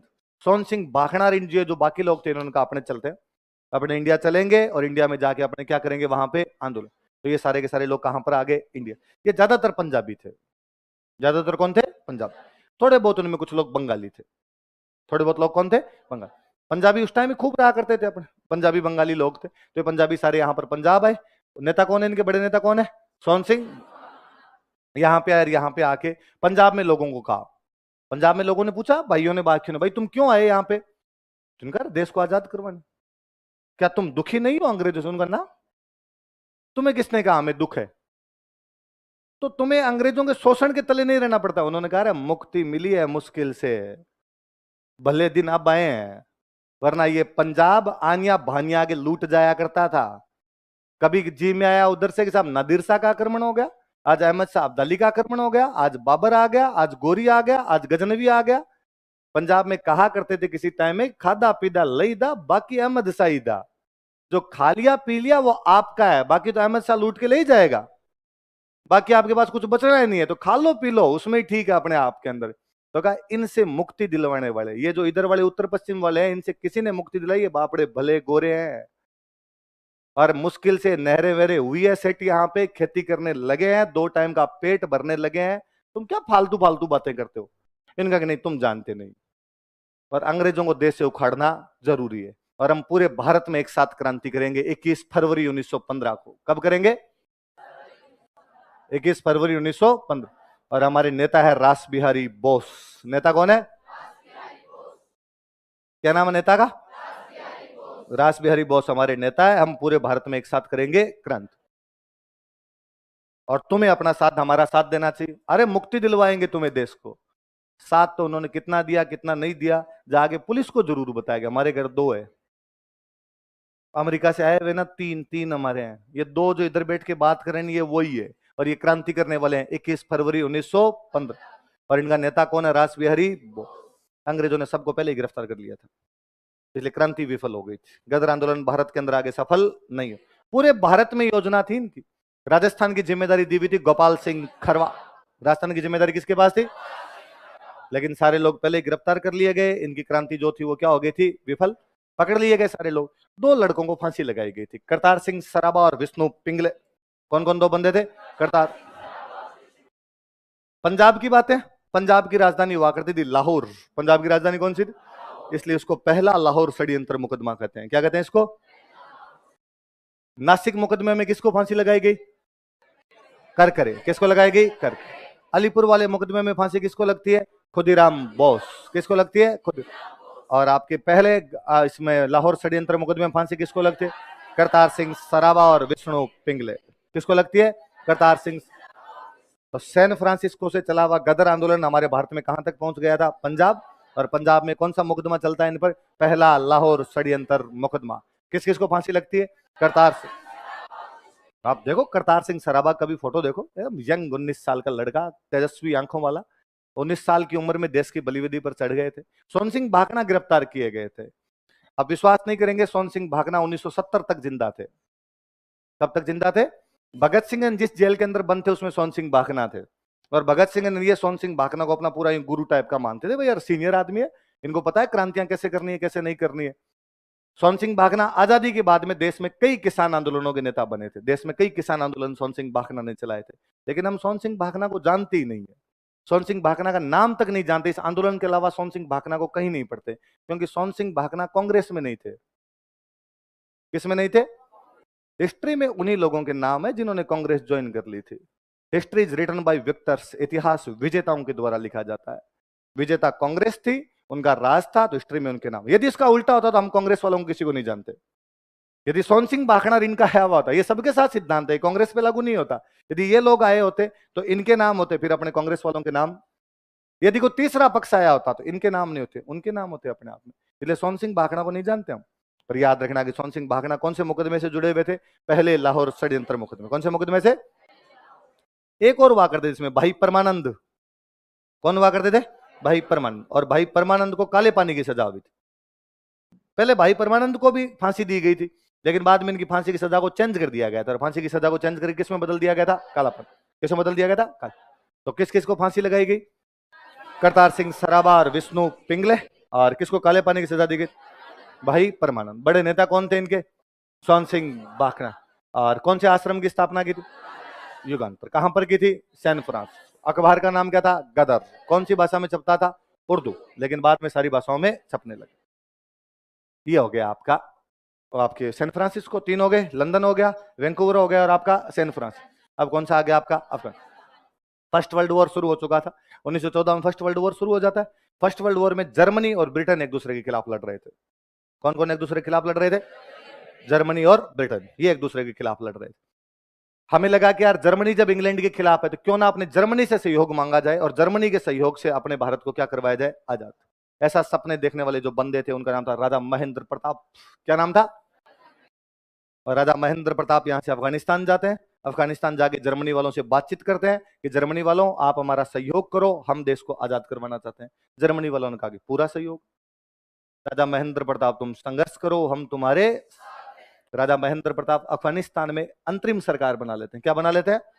का भारत की सरकार ये है, भारत की सरकार मैं चला रहा हूं, बस अब कब्जा करेंगे इंडिया पे जाके, और कब्जा करके इंडिया के अंदर हम सरकार की स्थापना कर देंगे। अंग्रेजों की सरकार को क्या कर देंगे? समाप्त। जर्मनी ने कहा कि इस सरकार को हमारा पूरा समर्थन है। अंतरिम सरकार कहां बनाई गई थी अपने? कहां पे?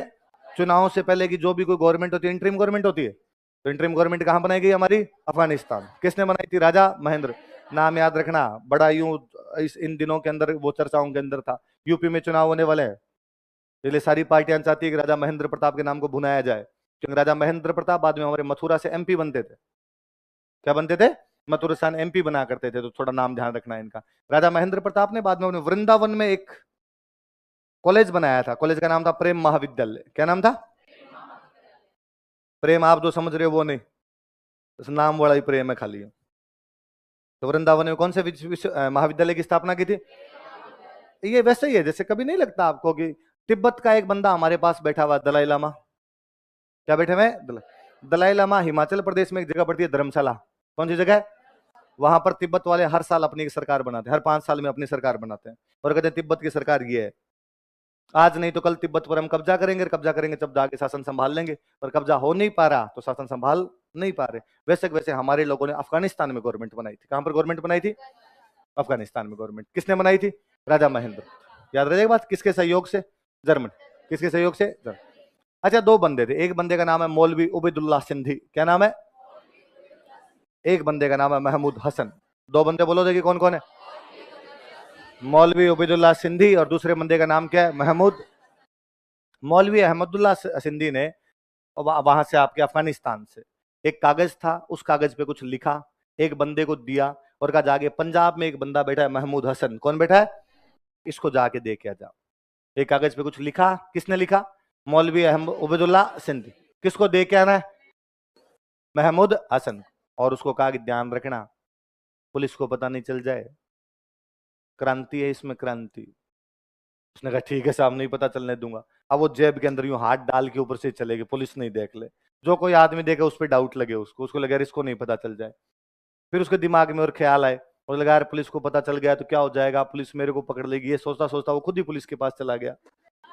मैं कुछ नहीं कर रहा था, उन्होंने दिया था, इनको देना है, मुझे मत पकड़ो आप। अरे हुआ क्या तेरे? मेरे पास एक कागज है, उस कागज में क्रांति है। तो कहा तू कागज हमें दे। वो कागज ले लिया। भगवान जाने कागज में क्या था क्या नहीं था। हम कहते हैं उसमें क्रांति थी। क्या थी? और हम कहते हैं कागज सामान्य कागज नहीं था, उसका नाम है रेशमी रुमाल। क्या नाम है? अंग्रेजों ने वो जो केस चलाया था उस केस का नाम रखा था सिल्क पेपर। क्या नाम दिया था? Silk paper. अब सिल्क पेपर की हमने जब हिंदी की तो हमने क्या बना दी? तो कोई पूछे रेशमी रुमाल षड्यंत्र से कौन कौन जुड़े हुए थे, तो कौन कौन जुड़े हुए थे? मौलवी उबैदुल्लाह सिंधी, महमूद हसन। 1913 की बात है। कब की बात है? तो 2013 में तो 100 साल पूरे हो रहे थे, तब तो हम करंट में और पढ़ा करते थे, अरे रेशमी रुमाल को 100 साल हो गए, रेशमी रुमाल को 100 साल हो गए। तो कौन कौन दो बंदे जुड़े रेशमी रुमाल से?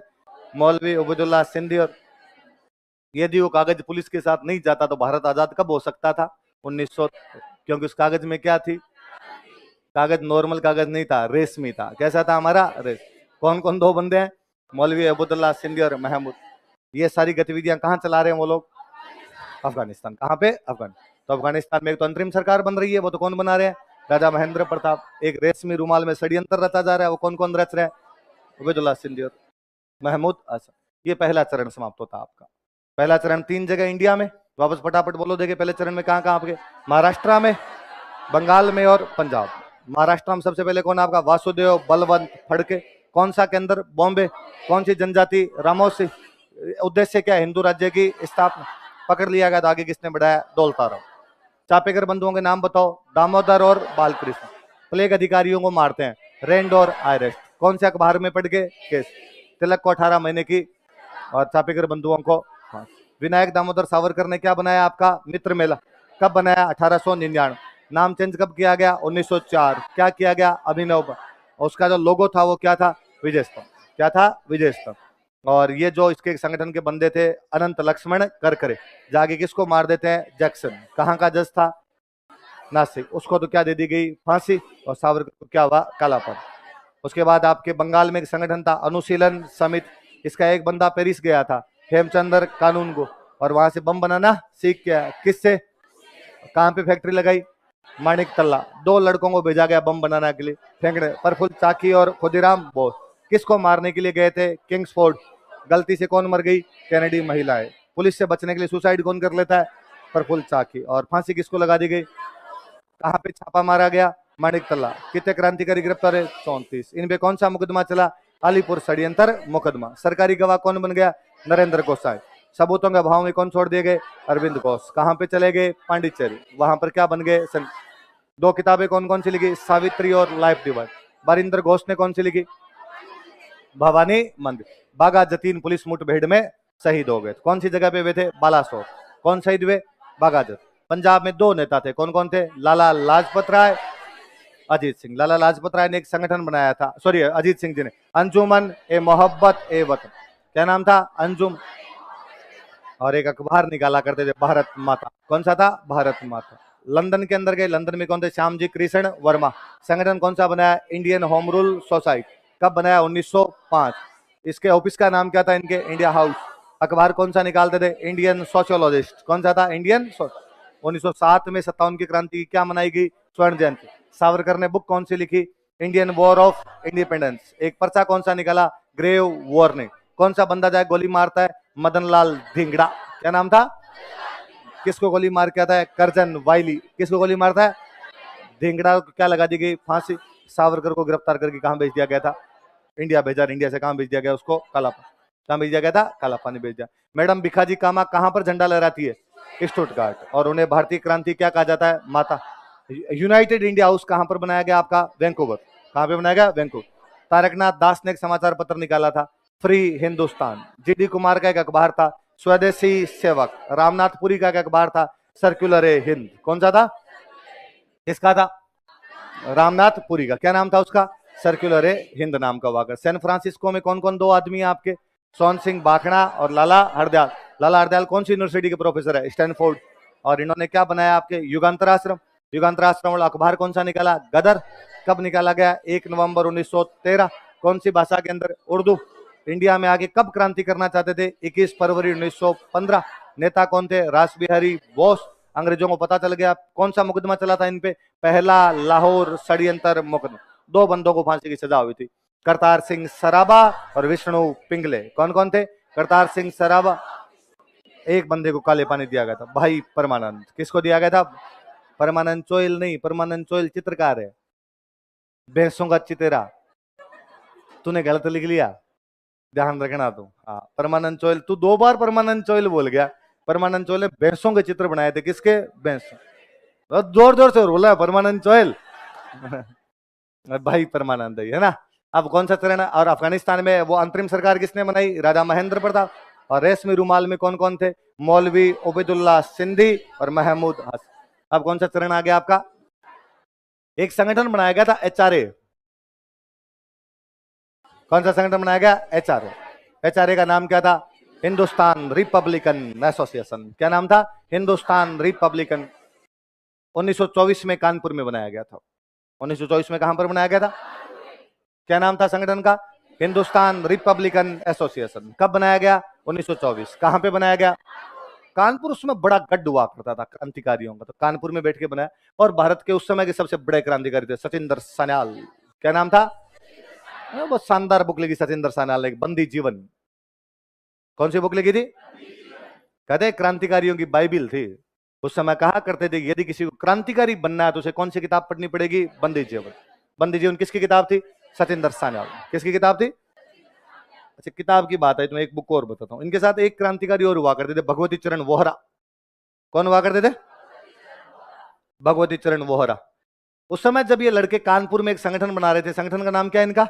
Hindustan Republican association. कब बनाया गया? 1924। कहां पे बनाया गया? और ये ऐसी बातें कर रहे थे कि साहब बम बनाएंगे, बम। क्या बनाएंगे? अब बमों के धमाके करेंगे तब अंग्रेज यहां से बाहर निकलेंगे, वरना अंग्रेज यहां से बाहर नहीं। गांधी जी अपने अखबार में इनके खिलाफ एक लेख लिखते हैं, द पॉलिटिक्स ऑफ बम। कौन सा अखबार लिखते हैं? कि कुछ लड़कों ने बम की राजनीति करनी शुरू कर दी है। किसकी राजनीति करनी शुरू कर दी? और कहा यह राजनीति गलत है, इस प्रकार की राजनीति नहीं की जानी चाहिए, देश को हिंसा के रास्ते पे नहीं ले जाया जा सकता, हम देश को मुक्ति अहिंसा के रास्ते दिलाएंगे। किसके रास्ते दिलाएंगे? और ये लड़के बम की क्या कर रहे हैं? राजनीति। तो बुक का नाम क्या, उनके वो लेख का नाम क्या था? पॉलिटिक्स ऑफ बम। उसका रिप्लाई करता है भगवती चरण वोहरा। इन्होंने लिखा फिलोसॉफी ऑफ बम। क्या लिखी? इन्होंने कहा हम बम की राजनीति नहीं करते, बम में फिलोसॉफी है। बम में क्या है? तो कोई पूछे द फिलोसॉफी ऑफ बम किसने लिखा था? तो किसने लिखा था? भगवती चरण वोहरा। कई बार चीजों के साथ में घटनाएं जुड़ जाती होगी। भगवती चरण वोहरा बाद में जब बम बनाते हैं, उस बम को चेक करने के लिए जंगल के अंदर गए थे, उनके हाथ में फट गया था, तो भगवती चरण वोहरा की डेथ इसी प्रकार से हुई थी। भगवती चरण वोहरा की वाइफ थे दुर्गा भाभी। यदि आपने अजय देवगन वाली जो legend of Bhagat Singh movie देखी हो, तो उसमें जब भगत सिंह और सैंडर्स को मारने के बाद में लाहौर से फरार होते हैं, तब भगत सिंह के साथ में एक महिला होती है, वो महिला दुर्गा भाभी है। और वो जो महिला थी वो किसकी पत्नी है? भगवती चरण वोहरा की पत्नी है। बात तो भगवती चरण वोहरा ने कौन सा वो लेख लिखा था? फिलोसॉफी ऑफ बम। किसका रिप्लाई करते हुए? गांधी जी। गांधी जी कौन सा लिख रहे थे? सचिंदर सान्याल का कौन सा है?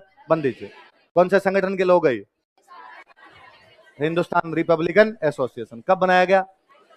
कहां पे बनाया गया? फिर कहा ये भूखे भजन ना होई गोपाला, बिना पैसे के पार नहीं पड़े। सबसे पहले रुपए चाहिए भाई साहब, यूं क्रांतियां नहीं होगी। बम बनाओगे कैसे? क्या करोगे? और किसी ने आगे सूचना दी कि लखनऊ के पास से एक ट्रेन गुजरती है, एक काकोरी नाम का स्टेशन है। कौन सा स्टेशन है? और इस स्टेशन पर यदि लूट लिया जाए तो उसमें सरकारी खजाना है। लड़कों ने कहा ठीक है साहब लूट लेते हैं, इसलिए काकोरी में ट्रेन लूट ली गई। कहां पे ट्रेन लूट ली गई? इतने सालों तक हम इसका नाम पढ़ते थे काकोरी ट्रेन, है ना, काकोरी कांड। क्या पढ़ते थे? काकोरी। अब सरकार ने कहा कि एक्शन ना था, एक्शन था हमारा। क्या था ये? एक्स। तो काकोरी ट्रेन एक्शन। क्या नाम था? 9 अगस्त 1925। कब की बात है? 9 अगस्त 1925। कहां पे ट्रेन लूटी गई? हालांकि हाथ तो कुछ ही नहीं है, ये तो अपने वालों के था ही। जहां जहां कहीं ऐसे छापे मारे थे वहां पर हाथ तो कुछ भी, पर प्रयास तो कर ही लिया करते थे। कहां पे ट्रेन लूटी गई? इस काकोरी वाले मुकदमे में 4 लोगों को फांसी लगाई गई थी। कितने लोगों को फांसी लगाई गई? राम प्रसाद बिस्मिल। क्या नाम था? राम प्रसाद। अक्सर आपने गीत सुना होगा, सरफरोशी की तमन्ना भी हमारे दिल में है, देखना है जोर कितना। वो बंदे कौन थे? राम प्रसाद बिस्मिल। एक बंदे थे अशफाक उल्लाह खान। क्या नाम था? 2 बंदे थे रोशन सिंह और राजेंद्र लाहिड़ी। कौन कौन बंदे हैं? चारों के नाम बोलो थे। कौन कौन आदमी? राम प्रसाद बिस्मिल, अशफाक उल्लाह खान, रोशन सिंह और राजेंद्र लाहिड़ी। कौन से मुकदमे में शामिल थे? Kakori train action. कौन सा मुकदमा था? Kakori train action. काकोरी में ट्रेन को कब लूट लिया गया था? 9 अगस्त 1925। कौन से संगठन के लोग लूट लेते हैं इसको?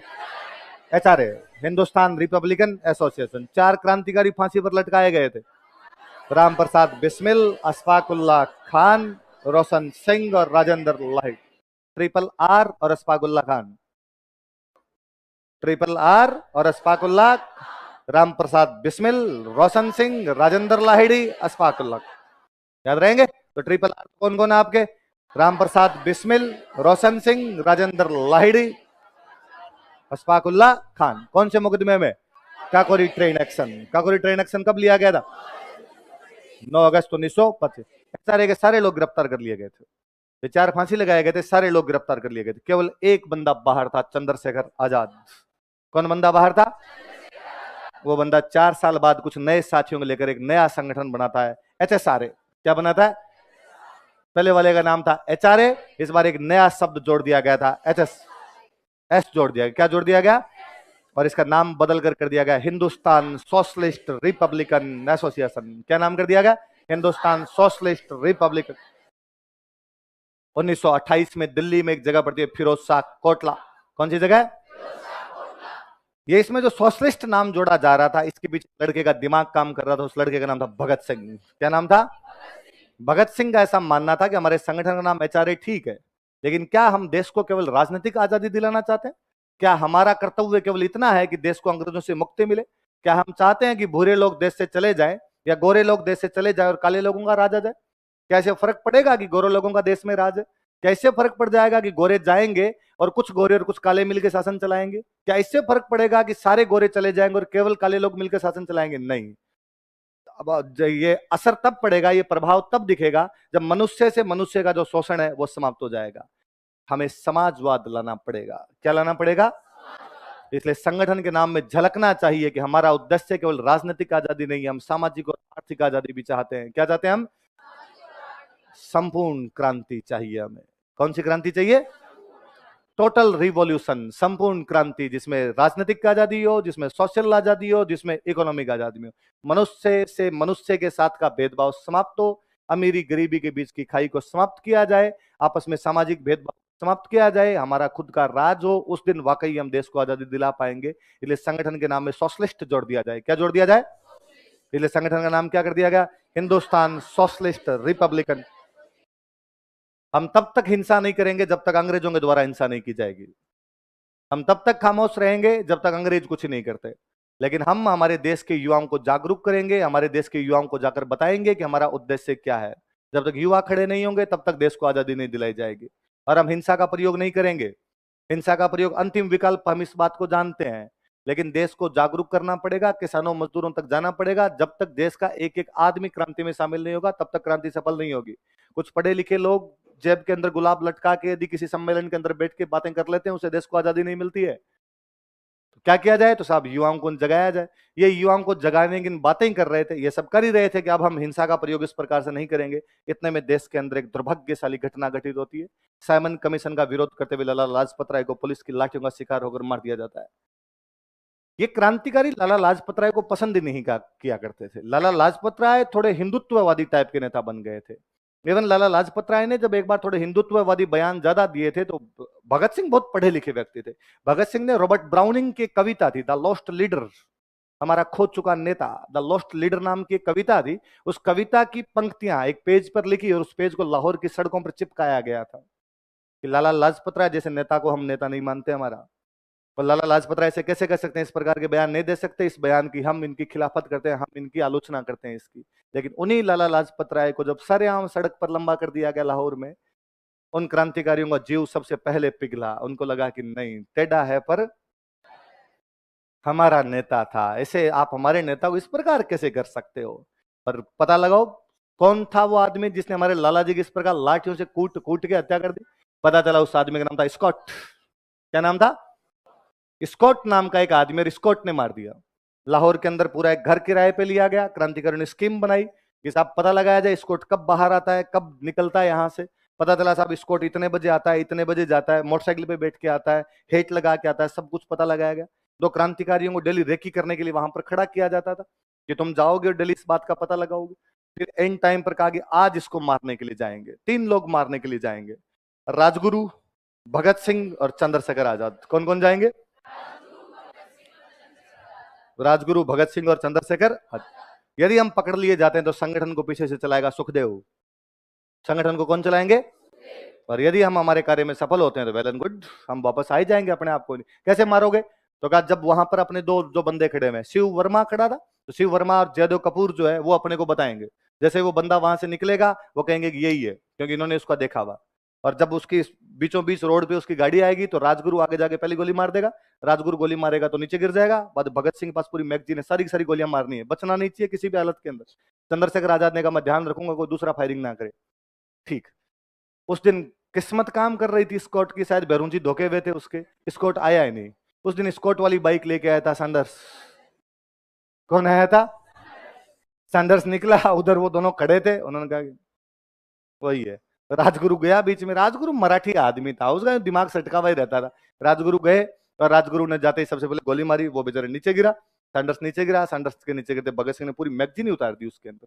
वहां पर अपने एक बॉडीगार्ड खड़े थे, चंदन सिंह नाम करके अपने एक बॉडीगार्ड खड़े थे। उन्होंने जब देखा कि यार साहब को मार रहे हैं, जिसकी खाओ हाजरी उसकी बजाओ हाजरी, ये भावना तो थी बंदे में, यार मैं नौकरी अंग्रेजों में करता हूँ, हमारे साहब को ऐसे कैसे मार सकते हैं। वो भागा, साहब को मार दिया, साहब को मार दिया, वो फायरिंग करने के लिए भागा। चंद्रशेखर आजाद ने उसको 2 बार वार्निंग दी कि तुम रुक जाओ वरना मैं गोली मार दूंगा, तुम इंडियन हो, मैं तुम्हें नहीं मारना चाहता हूं। उसने कहा कि नहीं, भले ही गोली मार दो पर साहब को तुम ऐसे नहीं मार सकते। चंद्रशेखर आजाद चंदन सिंह को गोली मार देते हैं। वहां से तीनों भागते हैं। बाहर एक लड़का और खड़ा था इनका, महावीर सिंह राठौड़, वो जीप लेके खड़ा हुआ था। वो जीप का ड्राइवर था, बहुत अच्छा पहलवान टाइप का बंदा था। महावीर सिंह वाली जीप के अंदर बैठे, वहां से जीप के अंदर बैठ के आ गए। लेकिन शाम तक पूरे लाहौर में खबरें थी कि जिस लड़के ने मर्डर किया उस लड़के की जूड़ा है, जिस लड़के ने मर्डर किया उस लड़के के सिर पे बाल। अब बाहर नहीं निकल पाएंगे हम, ये तो पहचाना जाएगा साफ साफ। इसलिए एक नाई को रूम पे लेके, गुज्जू नाई कौन था, तो गुज्जू नाई को कहा कि बाल साफ कर। तो बाल वगैरह साफ करवाए गए। भगत सिंह थोड़े गोरे से थे, बाल साफ करवाए, हेट लगाना शुरू किया। वो जो हेट वाली फोटो देखते हो आप, वो हेट लगाना शुरू किया। और वहां से भगत सिंह बनते हैं अंग्रेज, राजगुरु को बनाते हैं उनका नौकर, दुर्गा भाभी को बनाते हैं उनकी वाइफ, और वहां से तीनों निकल जाते हैं। एक क्रांतिकारी नहीं पकड़ा गया था, सारे के सारे निकल गए थे। भगत सिंह वहां से फरार होकर आते हैं अपने यूपी में, जगह पड़ती है शाहजहांपुर। महावीर सिंह यहाँ का था, शाहजहांपुर का था। महावीर सिंह के घर पर यहाँ फरारी काटते हैं कई दिनों तक। फिर पता चला यहाँ पे अंग्रेजों को पता चल गया, तो यहाँ से फिर आगरा की तरफ चले गए थे। कोई सिंगल बंदा ही नहीं पकड़ा गया इनमें से। जब नहीं पकड़ा गया तो अंग्रेजों ने एफआईआर लगा दी केस पे। एफआईआर का मतलब होता है केस क्लोज कर देना। तो केस को क्या कर दिया गया, क्लोज। केस क्लोज कर दिया तो इन लोगों को लगा कि यार ठीक हुआ थोड़ा मामला। तो ये लोग बाहर निकले। बाहर निकल के आगरा में इन्होंने वापस अपनी मीटिंग वीटिंग करनी शुरू की यहाँ पे। इतने में पता चला कि सरकार 2 बिल पेश करने वाली है। एक बिल का नाम था पब्लिक सेफ्टी बिल। कौन सा बिल था? पब्लिक की सेफ्टी के नाम पर किसी भी आदमी को गिरफ्तार किया जा सकता है। एक बिल था, उसका नाम था ट्रेड डिस्प्यूट बिल। कौन सा बिल था? Trade dispute bill. Trade dispute bill यह कहता है कि मजदूर हड़ताल नहीं कर सकते। ट्रेड डिस्प्यूट बिल कहता है कि मजदूर हड़ताल नहीं कर सकते। यदि कोई मजदूरों के और जो मिल का मालिक है उनके बीच का झगड़ा हो गया तो मिल के मालिक की बातें सही मानी जाएगी। मजदूर उसके खिलाफ किसी भी प्रकार का हड़ताल नहीं। इसका मतलब तो कि जो मिल मालिक है वो मजदूरों का शोषण करेगा। वो जब जितने टाइम चाहेगा उनसे काम करवाएगा, जितना चाहेगा तनख्वाह देगा, बढ़ाएगा तो बढ़ाएगा, नहीं बढ़ाएगा नहीं बढ़ाएगा, छुट्टी नहीं देगा उनको। पर पब्लिक सेफ्टी बिल कहता है कि मुझे लगा कि यार ये आदमी थोड़ा ठीक नहीं है, पकड़ लो। सब क्यों पकड़ के ले गया? कि हमें लगता है सुरक्षा को खतरा है। रोलेट एक्ट, रोलेट एक्ट है ना, शक के आधार पर किसी भी आदमी को गिरफ्तार। पढ़ते हो आप आर्टिकल 22? आर्टिकल 22 चल रहा है आपके? वो यही थे पब्लिक सेफ्टी बिल, यही हुआ करते थे। तो किसी भी आदमी को पकड़ के लाया जा सकता है। और क्रांतिकारी उनका ये तो बहुत गलत बात है और हम इनका विरोध करेंगे। कौन कौन से 2 बिल का विरोध करेंगे हम? पब्लिक सेफ्टी बिल और ट्रेड डिस्प्यूट बिल। तो विरोध करोगे कैसे? गांधी जी के पास विरोध करने का तरीका है। गांधी जी कहते हैं आ जाओ भाई आंदोलन करते हैं, देश उमड़ आ जाता है, उमड़ के आंदोलन कर देते हैं लोग। इनके पास बड़े बड़े अखबार है, अखबारों के अंदर लेख लिखते हैं। हम करेंगे कैसे? हमारे साथ आएगा कौन? क्यों नहीं आएगा? हम कहेंगे हमारे साथ भी लोग आएंगे। जब लोग तुम्हें समझते हैं गुंडे है, इससे ज्यादा कुछ नहीं समझते हैं। और लोगों को लगता है तुम किसी भी शहर में फायरिंग करके भाग जाते हो, पुलिस जाती है साधारण बच्चों को उठा उठा के ले जाती है, तुम्हारे चक्कर के अंदर वो लोग और बदनाम हो जाते हैं। इसलिए तुम्हारे साथ लोगों को कोई सहानुभूति नहीं है। पर हम ऐसा थोड़ी चाहते हैं। हम तो चाहते हैं देश को आजादी मिलेगी। ये बात तुम चाहते हो, तुम जानते हो, देश की जनता इस बात को जानती नहीं है। तो पहले तो देश की जनता ये जाने कि तुम चाहते क्या हो। ये कैसे पता चले? देश की जनता जाने की पता चले कि जब हम गिरफ्तार हो, हम गिरफ्तार हो गए, पुलिस के सामने बयान दे और पुलिस को बताएं कि हम क्या चाहते हैं। पुलिस के सामने जो बयान देंगे वो अखबार में पक्के छपेंगे, अखबार के अंदर छपेंगे तो सबको पता चल जाएगा। तो ये काम ठीक है। तो क्या किया जाए? तो भगत सिंह ने कहा था फिर हम संसद में बम फेंकेंगे। संसद में क्या फेंकेंगे? अरे कहा यार 4 दिन पहले तो बात की थी कि हिंसा नहीं करेंगे, ये सैंडर्स को मारिया, यही बहुत ज्यादा हो गया थोड़ा अपने पे। और ये बम बम फेंकने वाले नहीं, बम फेंकेंगे कितने मर जाएंगे रे संसद के अंदर? का एक भी नहीं मरेगा। बम केवल धमाका करेगा। बम केवल क्या करेगा? धमाका करेगा, उससे मरेगा नहीं कोई। और बम भी हम ऐसी जगह फेंकेंगे जहां पर कोई नहीं बैठा होगा। क्यों बम फेंके जाएं? क्योंकि फ्रांसीसी क्रांति में कहा गया था कि बहरों को सुनाने के लिए जोर से धमाके करने पड़ते हैं। बहरों को सुनाने के लिए कौन जाएगा बम फेंकने के लिए? भगत सिंह ने कहा मैं। चंद्रशेखर आजाद ने कहा नहीं, तेरे को अलावा कोई जा सकता, तू नहीं जाएगा। तू हमारा सबसे पढ़ा लिखा लड़का है, तू चला गया अंदर, तो फिर मतलब ही क्या निकलेगा? भगत सिंह का तभी तो मैं जा रहा हूं कि मैं सबसे अधिक पढ़ा लिखा हूं, इसलिए मैं सबसे अधिक जानता हूं कि वहां पर बोलना क्या है। मैं बता पाऊंगा एग्जैक्टली कि हमारे संगठन का उद्देश्य क्या है, मैं बता पाऊंगा एग्जैक्टली कि हम चाहते क्या है, मैं बता पाऊंगा कि हम गुंडे नहीं है, हमारे उद्देश्य क्या है, इस बात को बताने में मैं ही सक्षम हो पाऊंगा। मेरे साथ और कौन जाएगा वो तय किया जाए। सबने कहा हम चलेंगे, कोई दिक्कत ही नहीं। सुखदेव ने कहा मैं चल लेता हूँ। नहीं, सुखदेव संगठन बहुत अच्छा संभाल सकता है, इसलिए सुखदेव तुम संगठन संभालो। राजगुरु ने कहा कि मैं चल लेता हूँ। इंग्लिश आती है? राजगुरु ने कहा आती केवल मराठी है, इसके अलावा कुछ ही नहीं आता है। तो वहां जज के सामने भाषण इंग्लिश में देने पड़ेंगे, इसलिए जिसको इंग्लिश अच्छी आती है वो साथ चले। बंगाली था एक बटुकेश्वर दत्त। बंगाली कौन था? बंगालियों की इंग्लिश बहुत अच्छी हुआ करती थी। बीके साथ जाएगा। साथ में कौन जाएगा? बीके। तो भगत सिंह के साथ में बटुकेश्वर दत्त को भेजा गया। कौन कौन दो बंदे भेजे गए? भगत सिंह और तब संसद का एक पार्ट हुआ करता था केंद्रीय विधानमंडल, एक हुआ करता था राज्य परिषद। लोकसभा को बोलते थे केंद्रीय विधानमंडल और उसको क्या बोला करते थे? राज्य। केंद्रीय विधानमंडल के अंदर जाके वो बम फेंकते हैं। जब दो बिलों पर चर्चा चल रही थी, कौन कौन से बिलों पर चर्चा चल रही? पब्लिक सेफ्टी बिल और ट्रेड डिस्प्यूट बिल। कौन कौन जाके बम फेंक देते हैं? वो 8 अप्रैल 1929 था। कौन सा दिन था वो? 8 अप्रैल 1900। कौन कौन जाके बम फेंक रहा है? भगत सिंह और बटुकेश्वर। बम फेंका, बम फेंकने के बाद भगदड़ मची, वहां पे भगदड़ मची, ये वहीं खड़े रहे, इन्होंने वहां जोर जोर से नारे लगाए, इंकलाब जिंदाबाद, साम्राज्यवाद मुर्दाबाद, संपूर्ण क्रांति जिंदाबाद। गिरफ्तारियां दी बाकायदा, पुलिस का हाँ लो आओ गिरफ्तार करो गिरफ्तार करो। वहां पर्चे फेंके, जिन पर्चों पे लिखा हुआ था बहरों को सुनाने के लिए जोर से धमाके करने पड़ते हैं। पुलिस पकड़ के लेके गई, जज के सामने पेश किया, और जज के सामने पेश किया, जज ने पूछा कि तुम वकील रखना चाहते हो? कि नहीं, हम खुद बोलेंगे, जो हमें कहना होगा हम खुद कह देंगे। तो तुमने क्यों बम फेंका? भगत सिंह का लंबा चौड़ा स्टेटमेंट है, शायद देश के इतिहास में वैसा स्टेटमेंट किसी ने जारी नहीं किया होगा। क्या शानदार बोला था उस दिन वो 23 साल का लड़का वहां पर। 23 साल भी उम्र नहीं रही होगी तब, तो वो 19-21 साल के आसपास रहा होगा। तो उसने बताया कि हमारे संगठन के उद्देश्य क्या है। अगले दिन देश के अखबारों में एक ही चर्चा थी, भगत सिंह भगत सिंह। सविनय अवज्ञा आंदोलन अपने उफान पर था। गांधी जी भारत के सबसे बड़े नेता बने हुए हैं। सविनय अवज्ञा आंदोलन शुरू करने की बातें चल रही है, शुरू नहीं हुआ, उसको शुरू करने की बातें चल रही है। गांधी जी सबसे बड़े नेता बने हुए हैं। पर उन दिनों में यदि चर्चाओं का केंद्र पूरी तरीके से कोई बना हुआ था तो कौन बना हुआ था? भगत सिंह बने हुए थे पूरी तरीके से। अब उनकी बातें युवाओं तक डायरेक्टली पहुंच पा रही थी। पहले आपके पास यही तो था कि युवा आपसे जुड़ नहीं पा रहे हैं, क्योंकि युवाओं के पास भेजोगे कैसे? लो, आप भेज देंगे हम। तो दो लड़के कौन थे जो वहां पे गिरफ्तार हो जाते हैं? भगत। अंग्रेज तंग हो गए। अंग्रेजों को लगा इनकी बातें यदि लोगों तक पहुंची, युवा यदि इनकी तरफ आकर्षित हो गए, यदि हिंसक क्रांति की बात करने शुरू कर दी, अपने साथ दिक्कत हो जाएगी। तो क्या किया जाए? इनको सजा सुनाओ। तो साहब खाली बम फेंकने के लिए फांसी भी नहीं लगा सकते हैं। बम फेंका है इन्होंने, इसमें कोई हताहत नहीं हुआ है, कोई भी आदमी मरा तो फांसी तो कैसे लगाएं? ज्यादा से ज्यादा 5-7 साल की जेल होगी, बाहर आ जाएंगे। और भगत सिंह यही कह के गए थे।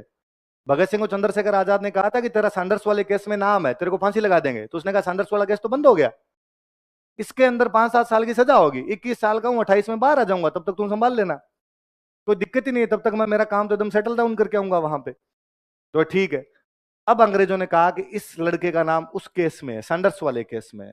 लाहौर में मारा था सैंडर्स को, इसलिए इस मुकदमे का नाम है दूसरा लाहौर षड्यंत्र मुकदमा। मुकदमे का नाम क्या है? पहला लाहौर षड्यंत्र मुकदमा गदर आंदोलन वालों का। किसका है? गदर आंदोलन। दूसरा लाहौर षड्यंत्र मुकदमा भगत सिंह वाला। वो केस रीओपन किया गया। उस केस को रीओपन करके भगत सिंह को उसका मुख्य अभियुक्त बनाया गया और कहा बाकियों को पकड़ा जाए। फिर आपके भगत सिंह, राजगुरु सारे पकड़ लिए गए। फिर एक बंदा नहीं पकड़ा गया, चंद्रशेखर आजाद। कौन नहीं पकड़ा गया? एक पंडित जी बाहर थे, बाकी सारे के सारे इसके अंदर पकड़ लिए गए थे। अब वो मुकदमा 11 लोगों पर सजा सुनाएगी। कितने लोगों को सजा सुनाएगी? 8 लोगों को काला पानी, 3 लोगों को फांसी। तो 3 लोग थे आपके भगत सिंह, राजगुरु, सुखदेव। कौन कौन थे? भगत। 8 लोग कौन थे हम नहीं जानते। विडंबना देखिए आप देश की, कि जयदेव कपूर, ग्यारसी लाल वर्मा, उनको कोई शिव वर्मा आपके महावीर सिंह, इन लोगों के हम नाम तक नहीं जानते हैं। यशपाल, क्योंकि उन्होंने कांग्रेस ज्वाइन नहीं की थी। इतिहास में नाम केवल उनके हैं जो जीत में रहे थे। आजादी के बाद जो जीत में रहे उनके नाम आते हैं। 8 आदमी काला पानी काटने गए थे। देश का सबसे बड़ा मुकदमा है, देश के लोगों को उस मुकदमे के लोगों के नाम तक नहीं पता है। और दूसरा लाहौर षड्यंत्र मुकदमा था। कौन सा मुकदमा था? किस किस को फांसी लगाई गई थी? भगत सिंह, राजगुरु और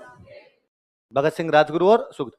अच्छा, वहां पर जब इनको जेल में बंद कर दिया गया तो इन्होंने कहा कि भाई अब इनके साथ बहुत बुरा बर्ताव करते हैं। बाकी जो भी जेल में बंद होते, भाई गांधी जी, जवाहरलाल नेहरू, ये सब बंद हुआ करते थे, इनको बाकायदा जेल में अखबार मिलता, जेल के अंदर डायरी मिलती, जेल में इनको पेन मिला करता था कि भाई आप लिख सकते हो, आप अखबार पढ़ सकते हो। इनको इस प्रकार की चीजें नहीं मिलती। तो इन्होंने कहा हम पॉलिटिकल प्रिजनर्स है, राजनीतिक कैदी है हम। क्या है?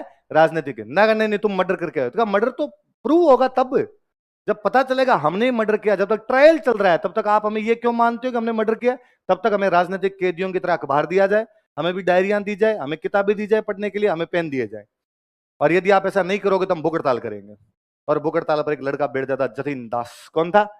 सारे बैठे थे। जतिन दास लंबा पतला केमिस्ट्री का लेक्चरर बंगाली युवा था। उसने कहा कि भूख हड़ताल शुरू करेंगे पर बीच में नहीं उठेंगे, देख लेना, फिर बीच में मत उठ जाना कोई। बाकियों ने भूख हड़ताल तोड़ दी थी। जतिन दास ने कहा कि नहीं, भूख हड़ताल नहीं तोड़ेंगे। 64 दिन की भूख हड़ताल के बाद जतिन दास शहीद हो जाते हैं। कितने दिन की भूख हड़ताल के बाद? बागा जतीन अलग है, जो बालासोर में पुलिस मुठभेड़ के अंदर मारे गए थे। ये बंदे अलग है, जिनका नाम क्या है? जतिन दास। कितने दिन की भूख हड़ताल के बाद? 64 दिन की भूख हड़ताल के बाद में क्या हो जाते हैं? शहीद हो जाते हैं। कहते हैं जब जतिन दास की लाश को कलकत्ता ले जाया गया था, कलकत्ता ट्रेन सुबह सुबह पहुंच गई थी। कलकत्ता में लाश को उतारने के बाद, सुबह लाश को उतारने के बाद इनके अंतिम संस्कार तक लेके गए थे, तब तक शाम हो गई थी। जगह जगह लोगों ने भयंकर स्वागत किया था लाश का। तो अंग्रेजों को लगा कि इस लाश का जब इतना स्वागत है और यदि लोग इनकी तरफ ज्यादा मुड़ने लग गए, अपने साथ और दिक्कत होगी। तो फटाफट इस मुकदमे का निपटारा किया जाए, इन बाकी लड़कों का जो भी करना वो किया जाए। 23 मार्च 1931 को भगत सिंह, राजगुरु और सुखदेव फांसी लगा दिए गए। किस किस को फांसी लगा दी गई थी? 24 को लगानी थी फांसी। 24 का दिन तय किया गया था, भाई 24 को फांसी लगाएंगे। पंजाब के गांवों में जब आसपास में पता चला कि जब भगत सिंह को फांसी लगाने की बातें चल रही है, लोग गांव में इकट्ठे होने लग गए थे कि जेल तोड़ दो। यदि कल तक का वेट किया गया, लोग, जनता आ जाएगी, कानून व्यवस्था अपने यहां पर नहीं कर पाएंगे, लॉ एंड ऑर्डर मेंटेन करना बहुत दिक्कत हो जाएगी। तो क्या किया जाए? तो आज शाम को फांसी लगा दी जाए। तो कहते हैं कि भगत सिंह के वकील जब सुबह भगत सिंह से मिलने के लिए गए थे, तो वकील ने उनसे पूछा था, अंतिम इच्छा हो तो बता दो, तुम्हें कल फांसी लगाएंगे। तो उसने कहा मैं लेनिन की बुक पढ़ना चाहता हूँ। रशियन क्रांतिकारी हुए थे लेनिन, तो लेनिन की बुक ला दो, मैं लेनिन की बुक पढ़ना चाहता हूँ। तो लेनिन की बुक ला के दे दी। वो पूरे दिन वो लेनिन वाली बुक पढ़ रहे थे। शाम को जेलर गया और उसने जाके कहा कि फांसी लगाएंगे, बाहर आ जाओ। पहले जेलर सुखदेव और राजगुरु के पास गया था और उसने कहा कि भाई लो बाहर आ जाओ, फांसी लगाओ। उन्होंने कहा क्यों? सुबह लगाओगे? सुने तो ढंग से, सुबह का सुबह देखेंगे, रात को किस बात की फांसी लगाई जाए? कहा नहीं नहीं अभी है। तो उन्होंने अंदर से बंद कर लिया। उन्होंने कहा नहीं आ रहे, सुबह है तो सुबह है साहब, रात रात तो जिंदा रहेंगे, सीधी सी बात। भगत सिंह के पास जेलर गया, भगत सिंह जाकर अभी फांसी लगाएंगे। तो भगत सिंह का एक चैप्टर बाकी है, तू कहे तो पढ़ ले वरना आ जाता हूँ। तो उसने कहा नहीं नहीं अब तो टाइम हो गया। तो उसने वो किताब बंद की, किताब बंद करी, बाहर आया तो जेलर ने कहा दो बार नहीं निकल रहे। तो तू बात कर देगा। भगत सिंह चार कह रहा सुबह मरना रात को मरना एक ही तो बात है। देश के मरने के लिए मौके कब कब आते हैं अपने पास में। तो तू तैयार है कि हाँ, तो फिर बाहर आ गए। तब तक बाकी क्रांतिकारियों को इस बात का नहीं पता था कि इनको रात को फांसी लगा देंगे। बाकी क्रांतिकारी अपने अपने बैरक के अंदर बैठे हुए थे आराम से। ये तीनों जब निकलते तब ये गीत गाते हैं, मैं रंग दे बसंती चोला। ये उस दिन गा रहे थे, सरफ रोसे की तमन्ना भी हमारे दिल में। तब बाकी क्रांतिकारियों को पता चला गया तो अभी फांसी लगाएंगे। तो बाकी क्रांतिकारी, मैं यशपाल की बुक पढ़ रहा था एक दिन, उसमें यशपाल लिखते हैं कि भयंकर चिल्लाए थे बाकी वाले कि भाई हमें निकालो यहाँ से, हम देखना चाहते हैं, वहां खड़े ही कर दो ले जाके। लेकिन फिर भी बाहर किसी को निकाला ही नहीं गया। इन तीनों को वहां लेके वहां ले जाए, पूछा भाई अंतिम इच्छा हो तो बता दो। तो एक बार हथकड़ी खोल दो तो हम आपस में गले मिलना चाहते हैं। हथकड़ियां खोली, वो गले मिले, उसके बाद फांसी लगा दी गई थी। 23 मार्च को फांसी लगा दी जाती। कब फांसी लगा दी गई थी? 23 मार्च 1931। 23 मार्च 1931। इस घटना से लगभग एक महीने पहले इलाहाबाद के अंदर एक पार्क हुआ करता था, अल्फ्रेड पार्क। कौन सा पार्क हुआ करता? पंडित जी को पता चला कि कोई क्रांतिकारी थे, उनकी माँ बहुत बीमार थी और उनकी माँ के पास में पैसे नहीं थे। इसलिए उस क्रांतिकारी के घर पे पैसे पहुंचाने के लिए आए हुए थे, किसी बंदे को पैसे देने के लिए आए हुए थे। और किसी ने, मुखबिर ने सूचना दे दी कि वहां पर चंद्रशेखर आजाद है। पुलिस ने सामने एनकाउंटर कर दिया। एनकाउंटर में सामने फायरिंग करता है।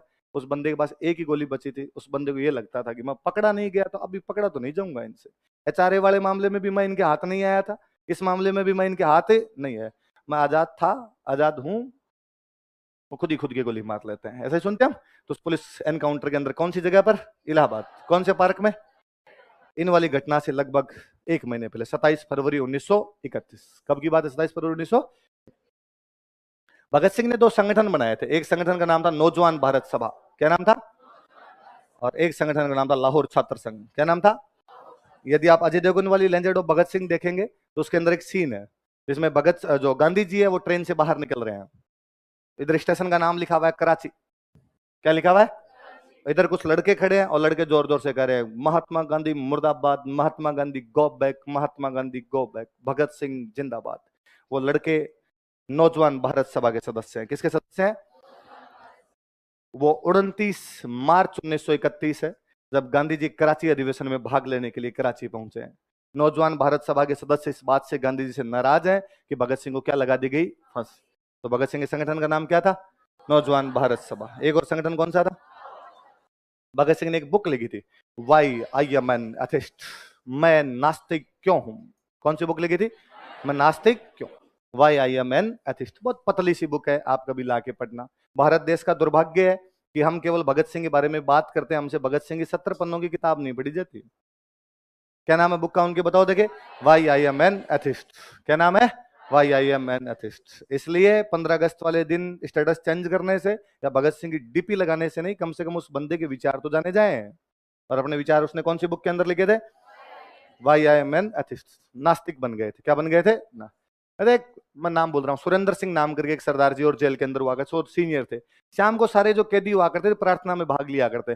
सुरेंद्र सिंह जी सरदार थे, उन्होंने एक दिन पूछा कि यार वो हमारे सिखों वाला एक लड़का वो क्यों नहीं आता? तो साहब वो इन बिलीव नहीं करता, इनमें धर्म वर्म में बिलीव नहीं करता। उन्होंने, मैं समझाऊंगा यार, ये यंग लड़का है इसलिए ऐसी बातें करने लग गया। और उन्होंने जाके कहा कि तुम आया करो यार, क्यों नहीं आते? उसने पोलाइटली कहा यार मैं भगवान में विश्वास नहीं करता थोड़ा। क्यों? तो उसने कहा मैं ऐसा मानता हूं कि भगवान है ही नहीं, और यदि भगवान है तो बहुत बुरा आदमी है। क्यों? तो नीचे लोगों में शोषण हो रहा है और भगवान ऐसे शोषण को कैसे देख सकता है, इसलिए मेरा इनमें कोई बिलीव ही नहीं है। तो सुरेंद्र सिंह जी डायलॉग देते हैं भगत सिंह को, शायद नाम सुरेंद्र सिंह ही था, वो उनको वापस डायलॉग देते हैं कि तेरा दिमाग खराब हो गया पॉपुलैरिटी के चक्कर में। आजकल अखबारों में 4 बार नाम ज्यादा क्या आ गया, तुझे लगता है मैं भगवान से ऊपर हूं? और इस चक्कर में तू ऐसी ऐसी बातें करता है, थोड़े दिनों में पता चल जाएगा तेरे को। वो जब वापस चले जाते हैं तब भगत सिंह बैठ के सोचते हैं क्या वाकई ऐसा हुआ है? क्या पॉपुलैरिटी के चक्कर में मेरा दिमाग खराब हुआ है? क्या इस लोकप्रियता के चक्कर में भगवान को भूल गया? और तब वो पीछे की घटनाएं याद करता है कि नहीं, मैं बहुत शुरुआती दिनों से लगभग ऐसा हो गया था। तो वो बताता है इस बुक के अंदर कि मैं नास्तिक क्यों हूं। तो बुक का नाम क्या है? Why I am an atheist. Hindi में अपने क्या बोलते हैं? मैं नास्तिक क्यों। संगठन 2 कौन कौन से थे? तो फांसी लगाते हैं तो वो जो बंदा था वहां पे एक जेल के अंदर, तो वो कहता है लास्ट के अंदर, भगत सिंह कहता है कि हुणता रब दा नाम ले ले भगतिया, जब लास्ट टाइम में तो भगवान का नाम ले ले। भगत सिंह वापस कहता है ना तेरे रब ते पहले विश्वास थी ना आज, कि ना तो तुम्हारे भगवान पे मैं पहले विश्वास किया करता था ना आज, कम से कम फांसी के डर से तो तुम्हारे भगवान को याद क्यों ही करूं, ये लगनी थी, मुझे पता ही था। चंद्रशेखर आजाद ने भगत सिंह को कहा था कि जब तेरे को जेल से कोर्ट लेके जाते हैं तो रास्ते में आक्रमण करके छुड़ा लेंगे हम। भगत सिंह पंडित जी कर मत लेना ऐसा। यही तो बात हम कहना चाहते हैं, हम यही तो प्रूव करना चाहते हैं कि हम गुंडे नहीं है। हमारे उद्देश्य क्या है? अरे यदि इस प्रकार की कार्रवाई से मुझे छुड़ाया गया तो देश के लोग वापस समझेंगे कि अपने गुंडे ही है। वरना अब यदि हम फांसी लगेंगे तो लोगों में विश्वास जमेगा कि ये लड़के देश के लिए बलिदान दे सकते हैं, ये देश के लिए मर सकते हैं। ये भावना जो पैदा की इस क्रांति को बुझने मत दो। हम 3 मरेंगे, तुम बाकी लोग तो सारे बाहर बैठे हो, बाकी लोग तो कम से कम इस ज्वाला को आगे ले जा पाओगे। भगत सिंह के घर वालों ने कहा कि हम तेरी जमानत करवा लेते हैं। उनका अरे नाम खराब कर दोगे, अर्जी मत लगा देना तुम, मैं जैसा हूं वैसा ठीक हूं। यहाँ पर एक 23 साल का नौजवान क्या सोचता होगा यार। हम सोचते हैं प्री पास होगा कि नहीं।